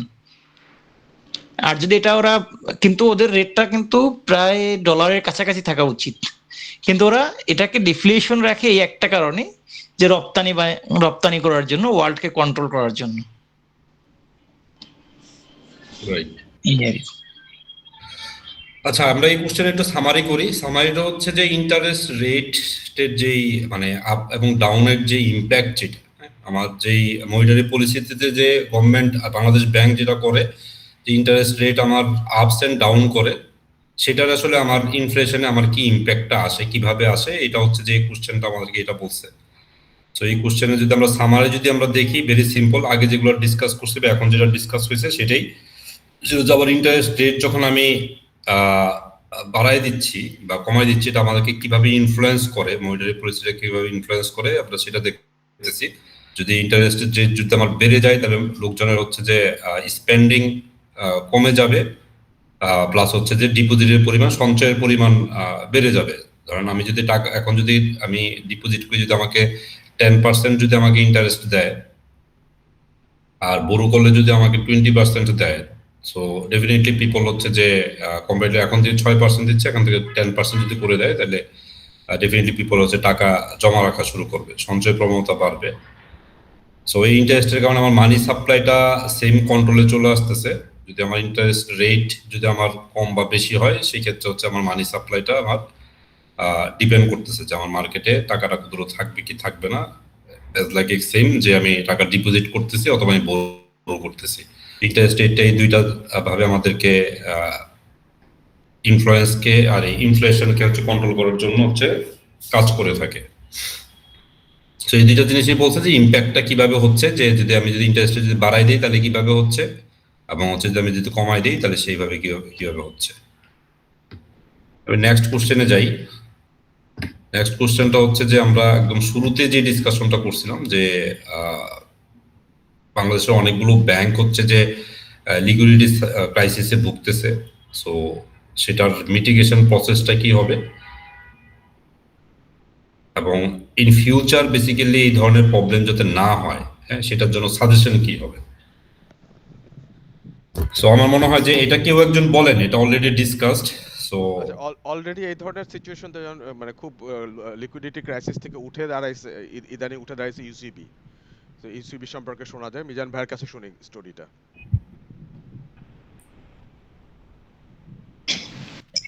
আচ্ছা, ইউসিবি সম্পর্কে আসলে আইডিয়াটা নেই, কিন্তু বেসিক্যালি আপনার এই ধরনের ক্রাইসিস গুলো হয় এই যে আপনার কোস্ট অফ ফান্ডিং এর কারণে। যেটাকে আমরা এফটিপি বলি ব্যাংকের ভাষায়, মানে সোর্স অফ ফান্ড, যেটা আসলে নর্মালি কি হয়, যে ব্যাংক যে সোর্স গুলো থেকে মানি কালেকশন করে, যখন এটার ফান্ডিং কস্টটা বেড়ে যায়, এবং অন্য দিক থেকে যেগুলো ইনভেস্টমেন্ট করে লোন দেয় বিভিন্ন সেক্টরে, ওই লোনগুলো যখন ডিফল্ট হয় বা প্রপার জাস্টিফিকেশন ছাড়া লোন দেওয়া হয়, হ্যাঁ, বা প্রপার কোলেটারাল না নেওয়া হয়, তাহলে সেই ক্ষেত্রে ব্যাংকের কালেকশন করতে গিয়ে জটিলতা হয়। যখন কালেকশন ঠিক মতো হয় না, অন্যদিকে ব্যাংকের ডিপোজিটের ডিমান্ড ক্রিয়েট হয়, অর্থাৎ কাস্টমাররা বা ডিপোজিটাররা টাকা উইথড্র করে নিয়ে যায়, এই সময় ব্যাংকের লিকুইডিটি শর্টফল হয়। হ্যাঁ, এই শর্টফলের কারণেই ব্যাংকগুলো আসলে দেউলিয়া হয় বেসিক্যালি। হ্যাঁ, কিন্তু এটা হচ্ছে ব্যাংকের, ব্যাংক কি করে যে ঘুরে দাঁড়াতে পারে? হ্যাঁ, ঘুরে দাঁড়ানোর যে টেকনিক গুলো, সেটা হচ্ছে আপনার যখন লোন দিবে, লোন দেওয়ার ক্ষেত্রে হাই কোলেটারাল নিবে, ক্যাশ সিকিউরিটি নিবে। হ্যাঁ, যদি ক্যাশ সিকিউরিটি নেয় 80%, 100%, 120% পর্যন্ত ক্যাশ সিকিউরিটি নেয়। তো এই ক্যাশ সিকিউরিটি নিলে ধরেন ব্যাংক মানে ক্যাশ সিকিউরিটি আপনার লোনগুলো ডিফল্ট কম হবে। সিকিউরিটি যদি কেউ দিতেই পারে, সে লোন নিতে যাবে কেন? তার নিজের লোন টাকা নেয় এই কারণে যে ভবিষ্যতে সে ধরেন আপনি আপনি কোনো কোথাও কখনো লোন নেননি। এখন আপনি যদি লোন নিতে হয় আপনাকে সিকিউরিটি দিতে হবে। আরেকটা ব্যাপার হচ্ছে আপনি একটা এফডিআর করেছেন, ব্যাংকে এফডিআর আছে। এখন আপনার এফডিআরটার ম্যাচুরিটি হচ্ছে ধরেন 2 বছরের জন্য করছেন, এখন 1 বছর পার হয়ে গেছে, কিন্তু এখন যদি আপনি এফডিআরটা ভাঙান আপনি রেট পাইতেন হলো 9%, কিন্তু আপনাকে দিবে 2% হারে। এখন আপনি চিন্তা করতেছেন যে আপনি এফডিআর এর অবস্থায় থাকুক, আপনার একটা মানে লোন নিতে হবে, তাহলে আপনার এফডিআর কে কোলেটারাল হিসাবে লিয়েন করে আপনি লোনটা নিচ্ছেন। তাহলে আপনার ওই যে 9% রেটে আপনি আর 1 বছর পরে আপনার ইন্টারেস্টটা পেয়ে যাচ্ছেন। আপনার লোনটা যদি 12% হয় আপনার রেটও 1% কমে যাবে, কারণ আপনার ক্যাশ সিকিউরিটি আছে। তাহলে দুইটা কারণে করা হয়, একটা হচ্ছে আপনার এফডিআরটা ম্যাচিউরিটি পিরিয়ডে আপনি ভালো একটা অ্যামাউন্ট পাবেন, অন্যদিকে জেনারেল আনসিকিউরড লোনের সিএ সিকিউরড লোনে আপনার ইন্টারেস্টটা কম থাকে। তাহলে আপনি দুইটা বেনিফিট পাচ্ছেন, একটা হচ্ছে ইন্টারেস্ট বেনিফিট, মানে আর একটা হচ্ছে আপনার ওই নির্দিষ্ট সময় পরে আপনার ফান্ড ফ্লোটা বেশি হচ্ছে।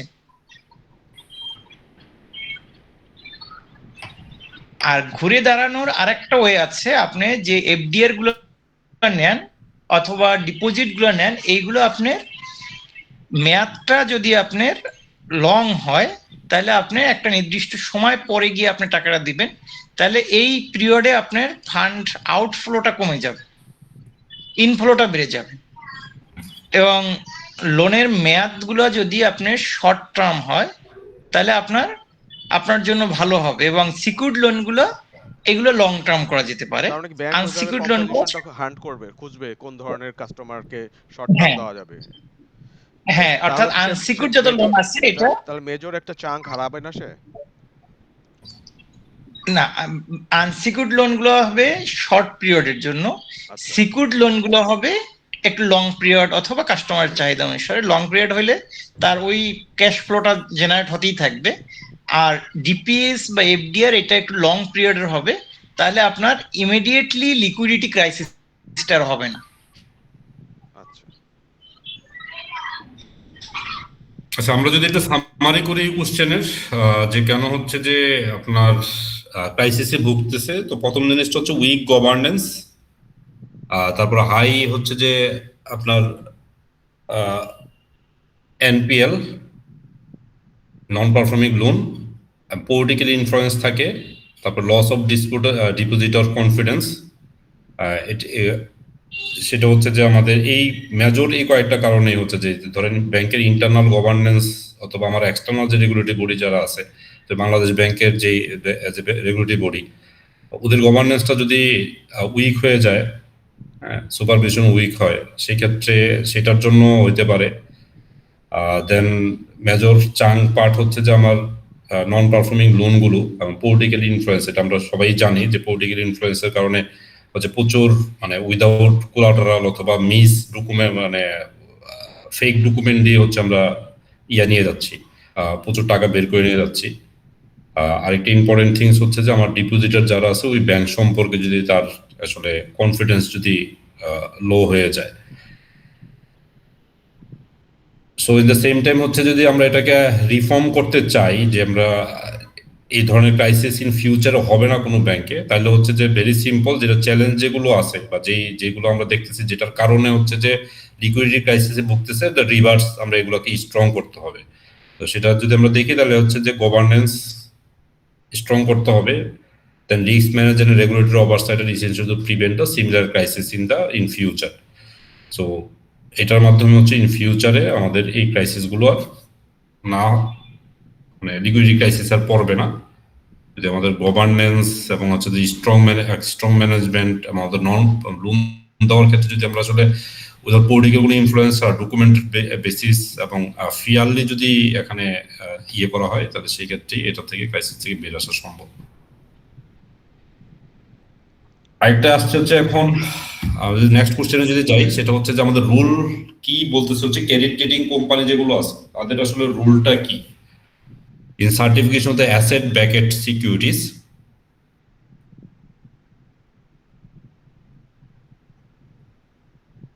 এবং ডিফারেন্ট টাইপের রেটিং এবং রেটিং এর মিনিং গুলো।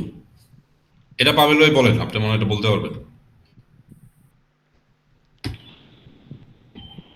এখানে প্রশ্নটা হচ্ছে ক্রেডিট রেটিং কোম্পানি যারা রেটিং করে, যারা যারা একটা ব্যাংকে ট্রিপল এ বলে বা এ বলে, ওদের কি ভূমিকা আছে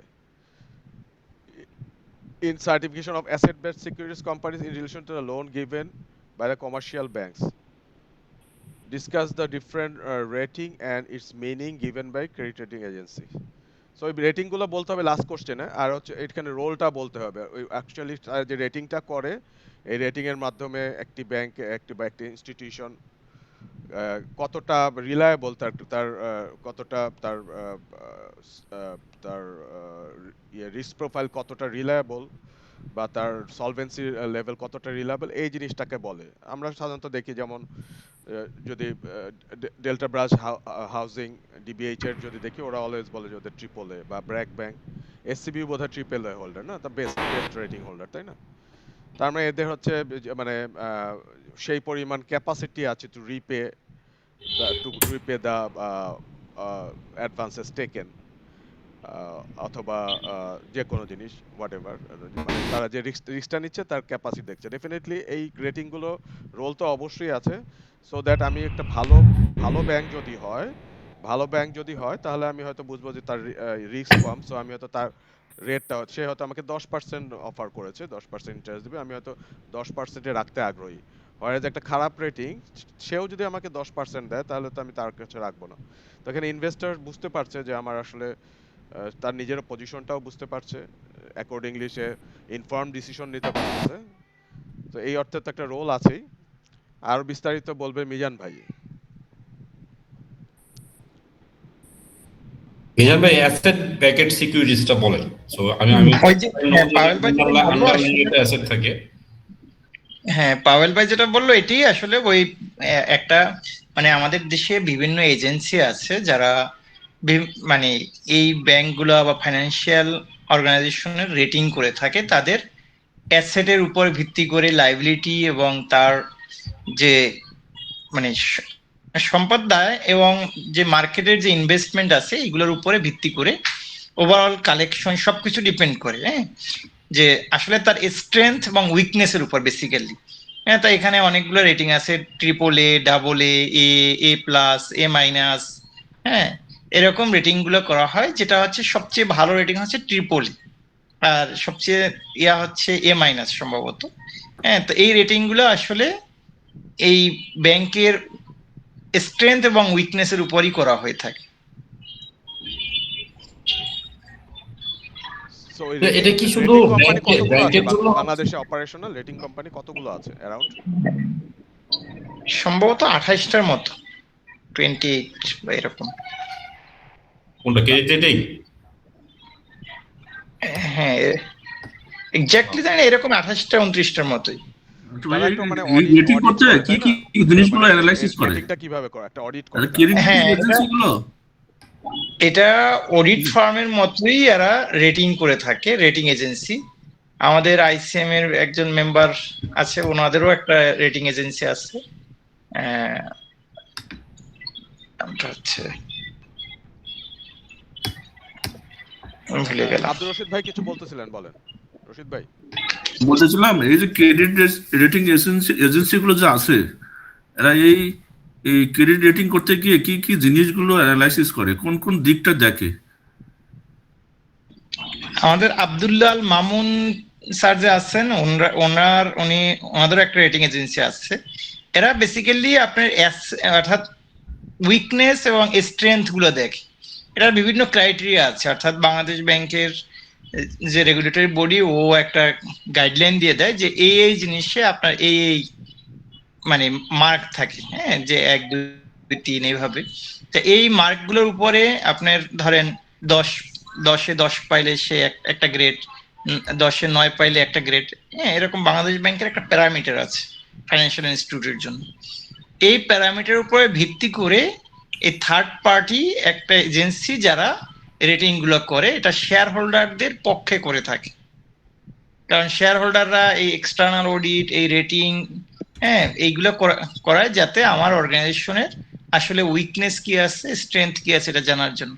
আর আদার যে স্টেক হোল্ডার এরাও এটার উপরে ভূমিকা রাখে, কারণ হচ্ছে আপনি যে ডিপিএস করবেন, এখন কোন অর্গানাইজেশনটা ভালো, হ্যাঁ, তার রেটিং কি, সেটার উপরে ভিত্তি করে আপনি আপনি ইনভেস্ট করতেছেন, আপনি শেয়ার কিনতেছেন, আপনি ডিপিএস করা বা যে কোনো ধরনের ইনভেস্টমেন্ট ডিসিশন নেওয়া, হ্যাঁ, এইগুলো নেওয়ার জন্য এই রেটিং এজেন্সিগুলো আপনাকে সহায়তা করে। আচ্ছা, দুইটা রেটিং এজেন্সি কি সিমিলার রেটিং দিবে না ডিফারেন্ট হইতে পারে? আর ডিফারেন্ট হতে পারে। আর এই এজেন্সির যে চয়েসটা, এই চয়েসটা কি ব্যাংক নিজেই করছে নাকি বাংলাদেশ ব্যাংক দিয়ে দিচ্ছে?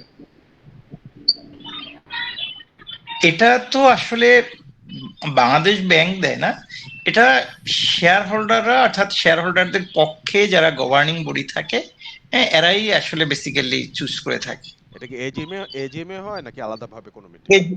এজিএমই হওয়ার কথা নরমালি, কারণ হচ্ছে শেয়ার হোল্ডারদের প্রতিনিধিরাই এইগুলো চুজ করে, কারণ অর্গানাইজেশন কতটুকু স্ট্রেংথ উইকনেস এটা শেয়ার হোল্ডার বা মালিক পক্ষ জানতে চায়।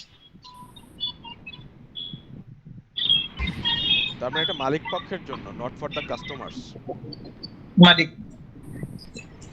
এখন কাস্টমার তো আসলে একটা স্টেক হোল্ডার, হ্যাঁ, এখন এটা আপনার ম্যানেজারিয়াল অর্থাৎ অর্গানাইজেশনের যে শেয়ার হোল্ডারদের ডিসিশন, এটা যখন আপনি পাবলিকলি প্রকাশ করেন, তাদের ডিসিশন নিতে সহায়তা হয়। হ্যাঁ, স্টেক হোল্ডাররা প্রত্যেকই মানে এটার একটা বেনিফিট পায়। আচ্ছা, আবার অডিটরস নিয়োগের ক্ষেত্রে যেমন ওই যে 23-এর বি আছে, আবার কত বছর পর্যন্ত অডিট করতে পারবে, এই ধরনের কোনো রুলস রেগুলেশন কি আছে? এইটা এক্স্যাক্টলি বলতে পারতেছি না। আচ্ছা, আপনার এক্সটার্নাল অডিটরও তো এই শেয়ার হোল্ডারদের প্রতিনিধি নিয়োগ হ্যাঁ করে। হ্যাঁ, না ওটা তো এজিএমএ হয়, কিন্তু সেটা তো একটা হ্যাঁ, নিয়ম আছে, মানে একজন অডিটর কত বছর পর্যন্ত করতে পারবে তার যত সেটা ফিক্স করা যায় কোম্পানি আইনে। তো এই ধরনের ক্রেডিট রেটিং এর ক্ষেত্রেও কি আইন আছে কিনা? এটা এক্স্যাক্টলি বলতে পারতেছি না, এটা একটু দেখতে হবে।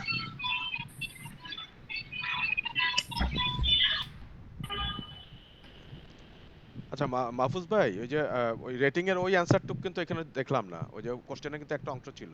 আবার এটাই খুঁজতেছিলাম, এটা তো খুঁজে পাচ্ছি না।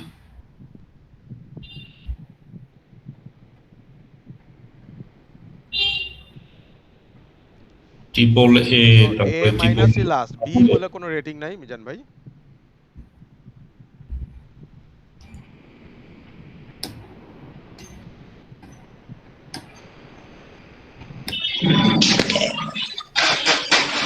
এটা সবগুলো রেটিং আসলে দেখিনি, মানে নরমালি এ মাইনাস পর্যন্তই চোখে পড়ছে। আচ্ছা, আহ,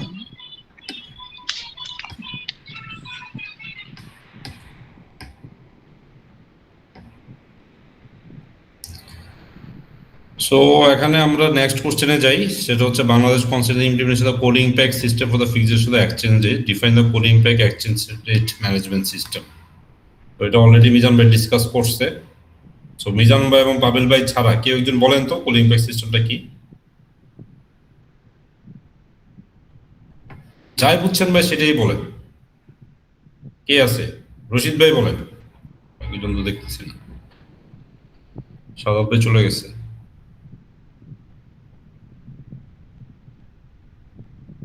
রশিদ ভাই পারবেন বলতে?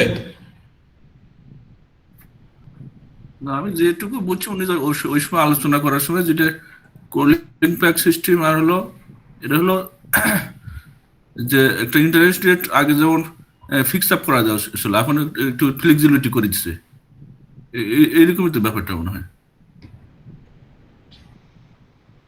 রাইট।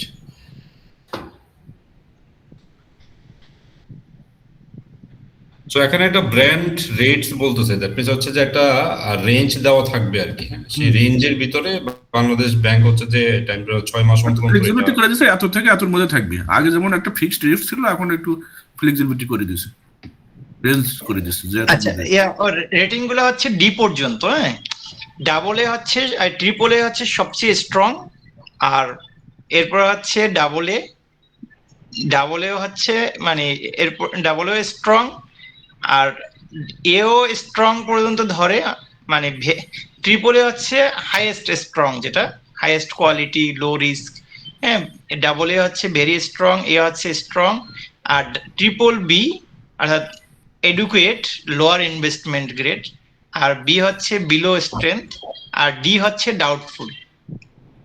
হ্যাঁ, এই আপনার 6টা গ্রেড। আচ্ছা আচ্ছা।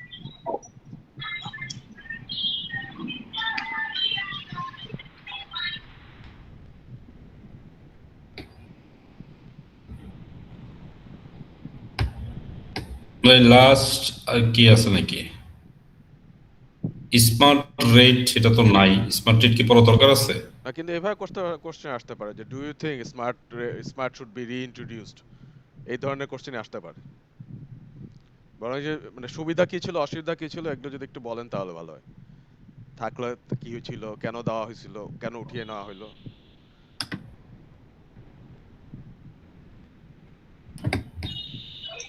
এটার সুবিধাটা হচ্ছে আসলে আগে একটা নির্দিষ্ট রেটে একটা ফিক্সড রেট দিয়েছিল, যেটা সিঙ্গেল ডিজিট, 9 9 6 যেটাকে বলা হতো 9 আর 6। 6 হলো ডিপোজিট রেট, আর লোন রেট হচ্ছে ইনভেস্টমেন্ট হচ্ছিল 9%। সেটাকে আসলে মার্কেটের সাথে অ্যাডজাস্টমেন্ট করার জন্য যে এই ফিক্সড রেটটা উঠিয়ে দিয়ে 6 মান্থের মুভিং অ্যাভারেজ যে রেটটা, এটা ট্রেজারি বিলের 6 মান্থ অ্যাভারেজ মুভিং অ্যাভারেজ রেটটাকে নির্ধারণ করতো। না, এটা তো আপনি আলোচনা করছেন অলরেডি, এগুলো বলছেন খুব সুন্দর করে। আমি হ্যাঁ, জানতে চাচ্ছি হ্যাঁ, ভবিষ্যতে আবার স্মার্ট ইন্ট্রোডিউসড হওয়ার সম্ভাবনা আছে, থাকলে হ্যাঁ, কেন? এটা সম্ভাবনা সম্ভাবনা নাই এই কারণে যে আসলে মানে আইএমএফ চাচ্ছে বা অর্থাৎ বাংলাদেশ ব্যাংক বা অর্থাৎ ইকোনমির আসলে দরকার হচ্ছে মার্কেট বেসড ইন্টারেস্ট রেট, আর মার্কেটের ডিমান্ড সাপ্লাইয়ের উপরে ভিত্তি করে ইন্টারেস্ট রেটটা হওয়া উচিত। আচ্ছা যদি মার্কেটে ডিমান্ড কমে যায় তাহলে ইন্টারেস্ট রেটটা কমে যাবে, যদি সাপ্লাই বাড়ে তখন ইন্টারেস্ট রেট মানে এটার সাথে অ্যাডজাস্ট হবে ডিমান্ড সাপ্লাইয়ের সাথে। আমি এটা কেন প্রশ্ন করছি, আজকেও ঢুকছিলাম বাংলাদেশ ব্যাংক, আজকে দেখলাম যে ওদের যে স্মার্টের যে ট্যাবটা, ওই ট্যাবটা এখনো আছে। ওখানে ক্লিক করলে আসছে যে আনটিল ফার্দার নোটিফিকেশন এটা স্টপ। তো আমার প্রশ্নটা এই জন্য আসছে যে ফার্দার নোটিফিকেশন আদৌ আসতে পারে কিনা। ওয়েবসাইটে এটা কিন্তু নামটা আপাতত, রেখেছে, ওয়েবসাইট থেকে উঠায় নাই তারা এখনো। হ্যাঁ আপাতত আসার চান্স নেই, কারণ এটা বাংলাদেশ ব্যাংকের যে কোনো সার্কুলারই এরকম বলা থাকে যে পরবর্তী নির্দেশ না দেওয়া পর্যন্ত এটা বলবৎ থাকবে। না, সেটা তো ঠিক আছে, সার্কুলার তো তাই, কিন্তু ওই হ্যাঁ, ওয়েবসাইটে ট্যাব রয়ে গেছে, সেটা তো আবার একটা বিষয় হলো না। হ্যাঁ, হ্যাঁ, ধরেন আমাদের একটা মানে বাংলাদেশ ব্যাংকের একটা ছিল, লোন ছিল, গ্রান্ট ইনস্টলমেন্ট লোন। হ্যাঁ, এটা কিন্তু মানে ধরেন ওদের ফান্ডিং দেওয়া বন্ধ হয়ে গেছে, যার জন্য চলতেছে না। এখন ভবিষ্যতে ওরা যদি আবার ফান্ডিং করে কখনো তাহলে চলবে এরকম। যদি এখন বাংলাদেশ ব্যাংক যদি কখনো মনে করে যে হ্যাঁ এটা চলা যেতে পারে তাহলে চলবে, কিন্তু এটার সুবিধাটা অত বেশি না। ভাই এখানে আমি যেটা দেখতেছি সুবিধা তো অনেক বেশি লেখা রাখছে। তখন সুবিধা অনেক বেশি ছিল, কারণ ওই সময় তো আসলে ফিক্সড রেট ছিল। ফিক্সড রেট থেকে আপনার একটা মানে ভেরিয়েবল রেটে আসছে। হ্যাঁ, আচ্ছা, তা ভেরিয়েবল রেটে তখন ওই ফিক্সড রেটের যে অসুবিধাগুলো ছিল সেগুলো সব দূর হয়ে গেছে। তাহলে এখন তাহলে একটা স্মার্টের এই জিনিসটা এখন কি আসছে ভাই? এখন হচ্ছে মার্কেট ইন্টারেস্ট রেট, ডিমান্ড সাপ্লাইয়ের উপরে ভিত্তি করে ইন্টারেস্ট রেট সেট করা। তো এটা তো বাংলাদেশ ব্যাংকই আপনাদেরকে বলে দিচ্ছে না? বাংলাদেশ ব্যাংক প্যারামিটার সেট করে দিচ্ছে এই রেঞ্জ থেকে এই রেঞ্জের মধ্যে ইন্টারেস্টটা হবে। দ্যাট মিনস এটা কলিং ব্যাক হয়ে গেছে, এই তো। কুলিং ব্যাক ঠিক, মানে আপনার ধরেন ডিপিএস এর রেট বলে দিচ্ছে যে সর্বোচ্চ 10% হবে ধরেন। এখন কেউ আমরা দিচ্ছি 0.5% রেট, কেউ দিচ্ছে 2%, কেউ দিচ্ছে 3%, এন্ড কাস্টমার যেখানে সুবিধা পাচ্ছে সে সেখানে ডিপিএস করতেছে। এই যে আবার বাংলাদেশ ব্যাংক যে রেটটা ডিক্লেয়ার করছে, এটাকে কি রেফারেন্স রেট বলে নাকি নামে? রেফারেন্স রেট বলে। আর লোনের ক্ষেত্রেও একটা নির্দিষ্ট প্যারামিটার সেট করে দিয়েছে যে এই লোনের ক্ষেত্রে এই মানে এই রেঞ্জটা হবে একটা রেফারেন্স রেট, এই রেটের মধ্যে আপনাকে লোন দিতে হবে। এই রেঞ্জের মধ্যে আপনি কম বেশি করে দিতে পারবেন। আর ক্রুলিং রেটটা তো আসলে ক্রুলিং প্যাক তো একটা একেবারে প্রায় ফিক্সড এর কাছাকাছি, অর্থাৎ খুব বেশি ভেরি না। কিন্তু ধরেন ইউএসডি আপনার রেট কত এখন, 120 টাকা বোধ হয় না? তো এটা 118 থেকে 122 এরকম। হ্যাঁ, খুব বেশি মানে পার্সেন্টেজে কিন্তু আপনি ট্রান্সফার করলে দেখবেন একেবারেই মাইনর। হ্যাঁ, এটা এই এটা আমি যেটা বুঝতেছিলাম বিজন ভাই, সেটা হচ্ছে ধরেন আমি এটা স্লাইটলি ইনক্রিজ করে করে মার্কেট লেভেলে নিয়ে আসা আর কি, যেটা আমাদের অনেক হিউজ একটা ডিফারেন্স ছিল। ধরেন এখন আমার অ্যাকচুয়ালি মার্কেটে যদি আমার বাংলাদেশের মুদ্রার সাথে আমি ইউএসডি ইয়ে করি, ধরেন এটা 130 টাকা বা হ্যাঁ 140 টাকা সাপোজ, হ্যাঁ এটাকে গভর্নমেন্ট হচ্ছে যে এটাকে মোটামুটি ওয়ান টাইমে ধাক্কাটা না দিয়ে, ধরেন আমি 6 মাস, প্রথম 6 মাসে নিয়ে গেলাম হচ্ছে যে 122-এ, পরের হ্যাঁ 6 মাসে হ্যাঁ নিয়ে গেলাম হচ্ছে 125-এ। তো দুই তিন বছরের ভিতরে এটা টোটালটা একদম রিয়েলিটির ভিতরে অ্যাডজাস্টমেন্টটা নিয়ে আসা, বিষয়টা কি এরকম? হ্যাঁ হ্যাঁ সেটাও আছে। আবার মানে ডিমান্ড সাপ্লাইয়ের সাথে অ্যাডজাস্টমেন্টের ব্যাপার আছে। হ্যাঁ, বা এই ডিমান্ড সাপ্লাইটাই বুঝতেছি না। Demand demand supply demand supply হচ্ছে আসলে আমরা যে কারণ বিদেশ মানি থেকে তো মানি তো ফার্স্টে সাপ্লাই করতেছে বাংলাদেশ ব্যাংক, হ্যাঁ। সো মানি সার্কুলেশনটা তো ডেফিনেটলি ডিপেন্ড করতেছে হচ্ছে, আমি ইন্টারনাল কথা বলতেছি, আপনি ব্যাংক ইয়ার রেটে যেটা বলতেছেন যে আপনি স্মার্টের এগেইনস্ট হচ্ছে যে এখন ডিমান্ড সাপ্লাই ধরে মার্কেট রেট আসছে। এখন মার্কেট হ্যাঁ রেট তো বেসিক্যালি আমার ডিমান্ড সাপ্লাই নির্ভর করতেছে হচ্ছে বাংলাদেশ ব্যাংক আমাকে কোন রেটে হচ্ছে যে লোন দিচ্ছে, রাইট? বা আমার ডিপোজিটে ইন্টারেস্ট রেট আমাকে কি দিচ্ছে, বোরিং এর উপরে আর ডিপোজিটের উপরে। তো এখানে তো মানি সার্কুলেশন তো বাংলাদেশ ব্যাংকের উপরে নির্ভর করতেছে। আবার বাংলাদেশ এখন যদি আবার বলা হয় যে আপনার এটা ডিমান্ড সাপ্লাই, তো এটা আসলে আমি খুব কনফিউজ হয়ে যাচ্ছি। না, এখন ধরেন প্রতি 6 মাস পর পর বাংলাদেশ ব্যাংক এই রেটটা রেফারেন্স রেট যেটা আপনি বললেন রেফারেন্স রেটটা চেঞ্জ করে। ঠিক আছে, এখন এই রেফারেন্স রেটটা ধরেন এখন আছে 11%, এটা 16%, 17%, 22% পর্যন্ত হয়ে যেতে পারে। কিন্তু আপনার যেটা স্মার্ট রেট, এটা শুধুমাত্র আপনার ট্রেজারি বিলের সাথেই হবে। ট্রেজারি বিলের ধরেন গত 6 মাসের রেট প্লাস এটার সাথে 3% ছিল, যে আপনি 3% প্রফিট বা স্প্রেড যেটাকে বলেন বা মার্জিন বলেন, 3% মার্জিন নিতে পারবেন, এর বেশি মার্জিন নিতে পারতেছেন না। তাহলে স্মার্ট রেট যদি হয় 6%, তাহলে আপনার এই 6% প্লাস 3% 9% আপনার লোনে দিতে পারবেন, এর চেয়ে বেশি আপনার নেওয়ার কোনো সুযোগ নেই। কিন্তু এখন ধরেন মার্কেটে টাকার ক্রাইসিস দেখা গেছে, মানে খুব ডিমান্ড। হ্যাঁ, যে এখন ধরেন কেউ ইনভেস্টমেন্ট একটা ভালো মানে এখন মানে প্রচুর ট্যুরিজমের লোন, উপরে মানুষের চাপ। প্রচুর লোনের অ্যাপ্লিকেশন পড়েছে। হ্যাঁ হ্যাঁ, এখন ট্যুরিজমের উপরে ব্যাপক চাপ পড়েছে। এখন ট্যুরিজম সেক্টর কি করলো, ট্যুরিজম সেক্টর এখন বেশ লোন নিচ্ছে। এখন যখন এই সেক্টরে লোনটা কিন্তু রিস্কি, হাই রিস্কি, এখন ব্যাংক চিন্তা করলো যেহেতু এটা হাই রিস্কি সেক্টর, এটার উপরে ইন্টারেস্ট রেটটা আমরা বেশি চার্জ করব। জেনারেলি আমাদের রেট হচ্ছে ধরেন 12%, এই ট্যুরিজম সেক্টরের রেট হচ্ছে 14%। তাহলে এটা ডিমান্ড বেশি মার্কেটে, যার জন্য রেটটা বেশি দিয়ে দিয়েছে। আবার রিস্ক বেশি। হ্যাঁ, এই রিস্ক প্লাস মার্কেট ডিমান্ডের উপরে ভিত্তি করে ইন্টারেস্টটা সেট, এটাই হচ্ছে ডিমান্ড সাপ্লাই বেসিক্যালি।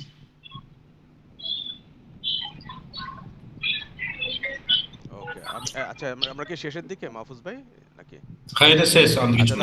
তার লাস্ট একটা জিনিস শুধু মিজান ভাইয়ের কাছ থেকে জেনে নিই, সেটা হচ্ছে যে এজেন্ট ব্যাংক জিনিসটা তো আমরা দেখি, মানে চোখে দেখি, আসলে জিনিসটা কি, আর হচ্ছে বাংলাদেশে এটা আসলে দরকারটা কি, দরকার আছে কিনা? আচ্ছা, এজেন্ট ব্যাংক এটা হচ্ছে বেসিক্যালি আপনার যেই জায়গাগুলোয় ব্যাংকগুলো তার নিজস্ব ব্রাঞ্চ স্থাপন করতে পারে না, সেখানে সে ছোট ছোট মানে বুথ বা ছোট ছোট মানে ব্রাঞ্চ টাইপের, অর্থাৎ থার্ড পার্টি কাউকে দিয়ে অপারেশন পরিচালনা করাকে হচ্ছে এজেন্ট ব্যাংকিং। এখন এটা বাংলাদেশ ব্যাংক অ্যালাউ করেছে যে যেই সব এলাকায় ব্যাংকিং সার্ভিস প্রদান করা যাচ্ছে না, মানিটাকে ব্যাংকিং চ্যানেলে নিয়ে আসার জন্য এই সার্ভিসটা দিয়ে থাকে। আর এটার যে এজেন্ট হবে তাকে একটা নির্দিষ্ট পরিমাণ শিক্ষাগত যোগ্যতা থাকতে হবে এবং নির্দিষ্ট পরিমাণ টাকা ডিপোজিট রেখে এটা ব্যাংকিং যেটা আর কি ব্রাঞ্চ না ঠিক এজেন্ট আমরা বলতে পারি, যে একটা শাখা মানে উপশাখা বা মানে কি বলা যায় এটাকে, প্রতিনিধি, এজেন্টের বাংলাতে তো প্রতিনিধি। প্রতিনিধি যে একটা মানে এমনি অন্যান্য ভাষায় তো শোরুমের মতো আর কি, সে একটা ব্রাঞ্চ টাইপের একটা ওপেন করলো, ওখানে শুধুমাত্র ক্যাশ ডিপোজিট এবং উইথড্র করার অপশন থাকবে এবং সার্ভিস রিকোয়েস্ট কারণ দিতে অ্যাকাউন্ট পারবে, ওপেনিং, কিন্তু অ্যাকাউন্ট ওপেন করে তো ওখানে। অ্যাকাউন্ট ডিরেক্ট ওপেন করতে পারে না। আচ্ছা অ্যাকাউন্ট ওপেনিং এর ইনস্ট্রাকশন দেয়, এটা ব্রাঞ্চ কাছাকাছি যে ব্রাঞ্চটা ওই ব্রাঞ্চে অ্যাকাউন্ট ওপেন হয়, ওই ব্রাঞ্চের আন্ডারই অ্যাকাউন্ট ওপেন হয়। কিন্তু এজেন্টের ওই ওখানে ডিরেক্টলি অ্যাকাউন্ট ওপেন হয় না, ওই নিকটস্থ ব্রাঞ্চে অ্যাকাউন্ট ওপেন হলে ওরা কোনো চেক ইস্যু করতে পারে না, সেটা ব্রাঞ্চের ইয়াতে ওপেন হয়। আর যদি কোনো লোনের রিকোয়েস্ট দেয় সেটা কোনো একটা ব্রাঞ্চের আন্ডারে লোন হবে এবং নির্দিষ্ট পরিমাণ টাকা ডিপোজিট বা উইথড্র করতে পারবে, এর চেয়ে বেশি উইথড্র করতে গেলে তাকে ব্রাঞ্চে যেতে হবে। লিমিটেশন করা আছে, এবং ব্যাংকের লিমিটেশন আছে, ব্যাংকের একজন এমপ্লয়ি তো এখানে থাকে ফিক্স, মানে ফুল টাইম। এটা সব জায়গায় ম্যান্ডেটরি না। আচ্ছা এটা এটা হচ্ছে যদি ব্যাংক চায় সেক্ষেত্রে, কিন্তু নর্মালি এজেন্ট ব্যাংকিং এ এজেন্টই অপারেশন করবে, এই যে সমস্ত খরচ এজেন্টের। এজেন্ট এটার বিনিময়ে একটা কমিশন পায় প্রতি 100 টাকার জন্য অথবা 1000 টাকার জন্য, সে নির্দিষ্ট পরিমাণে এটা কমিশন পায়, সেই কমিশনটাই হচ্ছে ওনার একমাত্র ইনকাম। আর যে টাকাটা ডিপোজিট হয় বা উইথড্র হয় সেটা একদম সরাসরি ব্যাংকিং চ্যানেলের। আচ্ছা। তো এজেন্টের তো ওরা তো দেখা যাচ্ছে অন্যান্য সার্ভিসও করে, যেমন বিদ্যুৎ বিল ইত্যাদি, এগুলো কি ওই ব্যাংকের ইউটিলিটি সাথে? বিল, হ্যাঁ ইউটিলিটি বিল সার্ভিসটা ব্যাংকেরই একটা পার্ট। এটা যেহেতু ছোট একটা সার্ভিস, এই কারণে এটা ওই ইউটিলিটি বিল আপনার এটা ডিরেক্টলি এজেন্ট ব্যাংকিং ওখানে হয়ে যায়। এটার মানে এটার এটার ব্রাঞ্চের অর্থনৈতিক ইয়ে, এটার অর্থনৈতিক গুরুত্ব কেমন বাংলাদেশে? হ্যাঁ, এটা অবশ্যই খুবই ভালো একটা জিনিস, গুরুত্বপূর্ণ। কারণ হচ্ছে মানুষের মানে ব্যাংকিং চ্যানেলে মানুষকে ইনক্লুড করা এবং ফান্ড টাকা পয়সা ব্যাংকিং চ্যানেলের মাধ্যমে যাওয়া, যাতে দুর্নীতি কমে যাবে, স্বচ্ছতা ফিরে আসবে, মানে আপনার ধরেন ক্যাশলেস ট্রানজেকশনের দিকে চলে যেতে পারবে। হুম, আপনার মানুষের ভোগান্তি কমে যাবে, কারণ আপনার ইউটিলিটি বিলটা ধরেন এখন বিকাশে বা নগদে বা এজেন্ট ব্যাংকিং এ দিতে পারতেছেন, আপনার বড় ব্রাঞ্চের উপর চাপ কমে গেল। হ্যাঁ, ওই ব্রাঞ্চ গুলো তাদের কর্পোরেট কাস্টমারদের সার্ভিস বেটার দিতে পারবে যদি এজেন্ট ব্যাংকিং থাকে, ওখানে ছোট ছোট ট্রানজেকশন গুলো হয়ে যাবে। হুম, আপনার এটা কি এই আর কি। বাধ্যবাধকতা আছে যে প্রত্যেক ব্যাংকের করতেই হবে বা করতে না, হবে না? এটা কোনো বাধ্যবাধকতা নেই, হলো স্বপ্রণোদিত হয়ে এজেন্ট দিয়ে থাকে, কারণ ব্যাংকের লাভ বেশি। তবে বড় বড় ব্যাংক গুলো এজেন্ট ব্যাংকিং দেয় না, কারণ আসলে ওরা একটা ব্রাঞ্চ ওপেন করতে ওদের তো অনেক কস্টলি এবং সিকিউরিটির ব্যাপার আছে, যার জন্য মানে ওই এজেন্ট ব্যাংকিং এর যে রিস্ক যেটা আছে, যেমন ফান্ড আপনার ধরেন আজকে আপনার 1 কোটি টাকা ফান্ড জমা দিল, আপনি দিন শেষে কাস্টমার নাম ওইটা এন্ট্রি দিলেন না, এন্ট্রি না দিয়ে আপনি টাকাটা রেখে দিলেন একদিন, পরের দিন আপনি এন্ট্রি দিলেন, হ্যাঁ, এভাবে মিসম্যানেজমেন্ট করতে পারে। আবার ওই এজেন্টের যে স্টাফ গুলো আছে এগুলো কিন্তু কেউ ব্যাংকের স্টাফ না, এরা যদি কোনো দুর্নীতি করে এটার জন্য আসলে আলটিমেটলি ব্যাংকের লায়াবিলিটি নিতে হয়।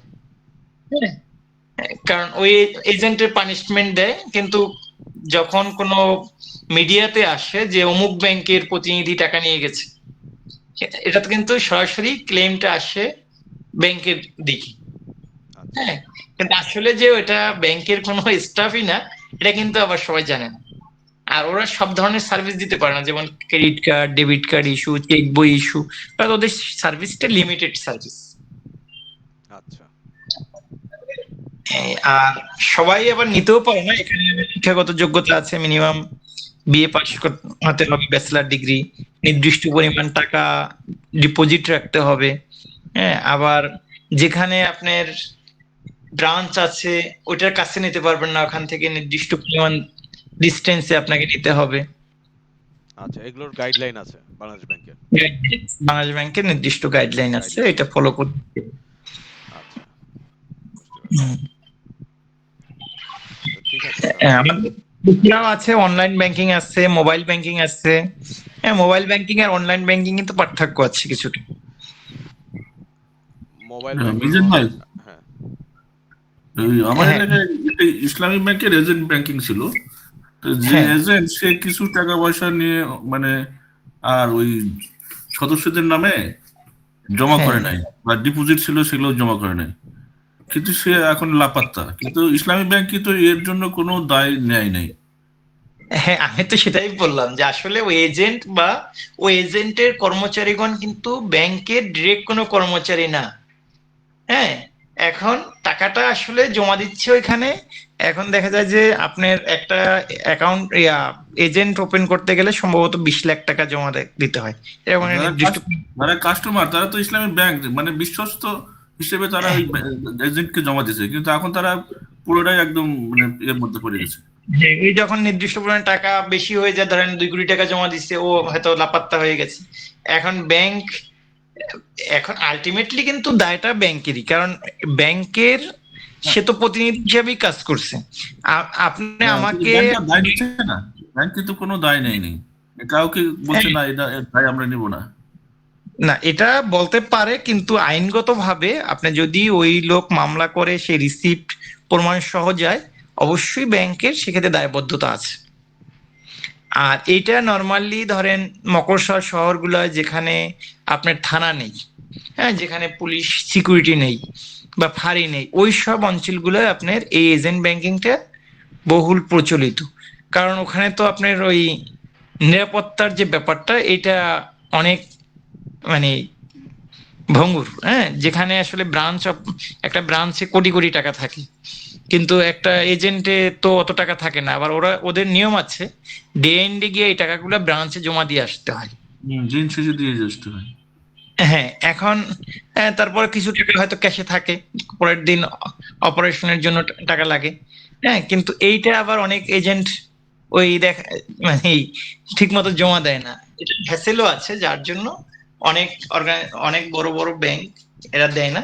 বাট ইসলামী ব্যাংক গুলো স্পেশালি আমার দেখা মতে সবচেয়ে বেশি এজেন্ট দিয়ে থাকে। ইসলামী ব্যাংক, আল রাফা ইসলামী ব্যাংক বা এই ধরনের এগুলো এরা বেশি এজেন্ট দিয়ে দিছে, কারণ কাস্টমার সার্ভিসের জন্য বেসিক্যালি।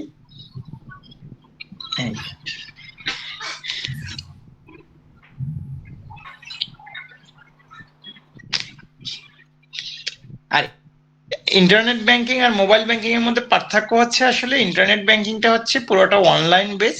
সেটা আপনি ব্যাংকের অথবা ব্যাংকের অ্যাপস ব্যবহার করে আপনি অনলাইন সার্ভিসের মাধ্যমে, অর্থাৎ ইন্টারনেটের মাধ্যমে আপনি যে ধরনের ট্রানজেকশন করা যায়, হ্যাঁ, এটাই হচ্ছে আসলে ইন্টারনেট ব্যাংকিং। সেটা ওয়েবে ঢুকে করতে পারেন, আপনার অ্যাপসে ঢুকে করতে পারেন, হ্যাঁ, বা অনলাইন যে কোনো পোর্টালের মাধ্যমে করতে পারেন। এটা হচ্ছে অনলাইন ব্যাংকিংটা। আর মোবাইল ব্যাংকিং হচ্ছে মোবাইলের মাধ্যমে, শুধুমাত্র মোবাইলে ইন্টারনেট কানেকশনের মাধ্যমে আপনি অ্যাপস দিয়ে যে ব্যাংকিং করতে পারবেন, এটা হচ্ছে মোবাইল ব্যাংকিং। এই দুটোর মধ্যে পার্থক্য হচ্ছে ওয়েবের মাধ্যমে করা যায় ইন্টারনেট ব্যাংকিং, অথবা আপনার যে কোনো অনলাইন প্ল্যাটফর্মে আপনি ট্রানজেকশন করতে পারবেন। আর মোবাইল ব্যাংকিংটা শুধু মোবাইল বেস ট্রানজেকশন।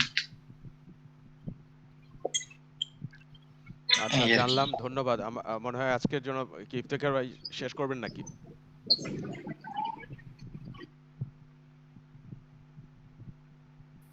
আচ্ছা, আমার একটা প্রশ্ন ছিল, ওই যে বিকাশ যে সিটি ব্যাংক, যে সিটি ব্যাংক যে লোন দিচ্ছে, এটা আসলে পদ্ধতিটা কি? এটা এখানে এটা কি AI ব্যবহার হয়? এটা হচ্ছে বিকাশ অথবা এই ধরনের ফাইন্যান্সিয়াল মানে কি বলে এটাকে, ফিনটাস বলে, ফিনটাস। হ্যাঁ, ফাইন্যান্সিয়াল অর্গানাইজেশন যারা এই কাস্টমার বেস, হ্যাঁ, কাস্টমার বেস যারা আসলে বিভিন্ন ধরনের কাস্টমার ডেটা সংরক্ষণ করে, এদের মাধ্যমে ফাইন্যান্সিয়াল অর্গানাইজেশন গুলো লোন দিয়ে থাকতে পারে। এটা হতে পারে আপনি গ্রামীণ ফোনের মাধ্যমে দিতে পারতো, আপনার নগদের মাধ্যমে দিতে পারতো, এখন দিচ্ছে শুধুমাত্র বিকাশের মাধ্যমে। একটা ব্যাংক টেস্টিং করতেছে। এই ফান্ডটা আসলে বিকাশের ওয়ালেটে জমা হয়, কিন্তু টাকাটা আসে সরাসরি সিটি ব্যাংক থেকে। আপনি আবার যখন পেমেন্ট করবেন এটা সরাসরি সিটি ব্যাংকে পেমেন্ট হয়ে যাবে। যখন এনওসি দেয় এনওসিটাও দেবে হচ্ছে সিটি ব্যাংক। বিকাশ হচ্ছে মাঝখানে একটা মিডিয়া, মানে এটাকে ফিনটাস বলে, ফাইন্যান্সিয়াল, পুরো নামটা একটু দেখে নিন, ফিনটাস। এরা আমি কি অ্যানালাইসিস করে, আমি দেখলাম আমার বিকাশ অ্যাকাউন্ট আছে, সেখানে বিকাশ লোনের যে লিমিটটা মানে মাঝে মাঝে বাড়তেছে আর মাঝে মাঝে কমতেছে, এটা কিসের ভিত্তিতে তারা করে? এটা লিমিটটা বাড়া কমার কারণ হচ্ছে আপনার ট্রানজেকশনের উপরে, অর্থাৎ আপনি কত টাকা ইউজ করতেছেন বিকাশে, হ্যাঁ, কত বেশি ব্যবহার করতেছেন, কত টাকা আপনার আসছে, এটার উপরে ভিত্তি করে আপনার লিমিট দেয়। এটা আপনার সোর্স অফ ইনকামের উপরে ভিত্তি করে না। এখানে ব্যবহার করা হয় না, জেনারেলি ধরেন ব্যাংক যখন লোন দেয় আপনার সোর্স অফ ইনকামটা দেখে প্রথমে, আর বিকাশের মাধ্যমে যে লোনটা দেয় এটার লিমিটটা অত বেশি না। এটা দেখা হয় আপনার ধরেন গত 6 মাসে অথবা 1 বছরে আপনি কত টাকা এই বিকাশে আপনি অ্যাড মানি করেছেন, কত টাকা আপনি উইথড্র করেছেন, হ্যাঁ, আপনার ট্রানজেকশন প্রোফাইল কি, অর্থাৎ বেসিক্যালি ট্রানজেকশন প্রোফাইলের উপর ভিত্তি করে এই লোনটা দেওয়া হয়। আর এটা কি ক্যাটাগরাইজ হচ্ছে কনজিউমার লোন হিসেবে নাকি হিসাবে? হ্যাঁ, কনজিউমার।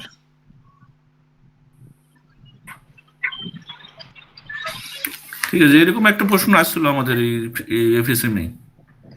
আচ্ছা,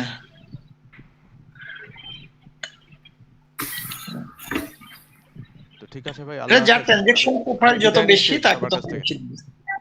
হ্যাঁ, ঠিক আছে, তাহলে আমরা এখানে শেষ করি। হ্যাঁ, ঠিক আছে। মিজান ভাইয়ের সাথে কালকে কথা বলবো, হ্যাঁ, আগামীকাল হ্যাঁ, ইনশাল্লাহ। ইনশাআল্লাহ।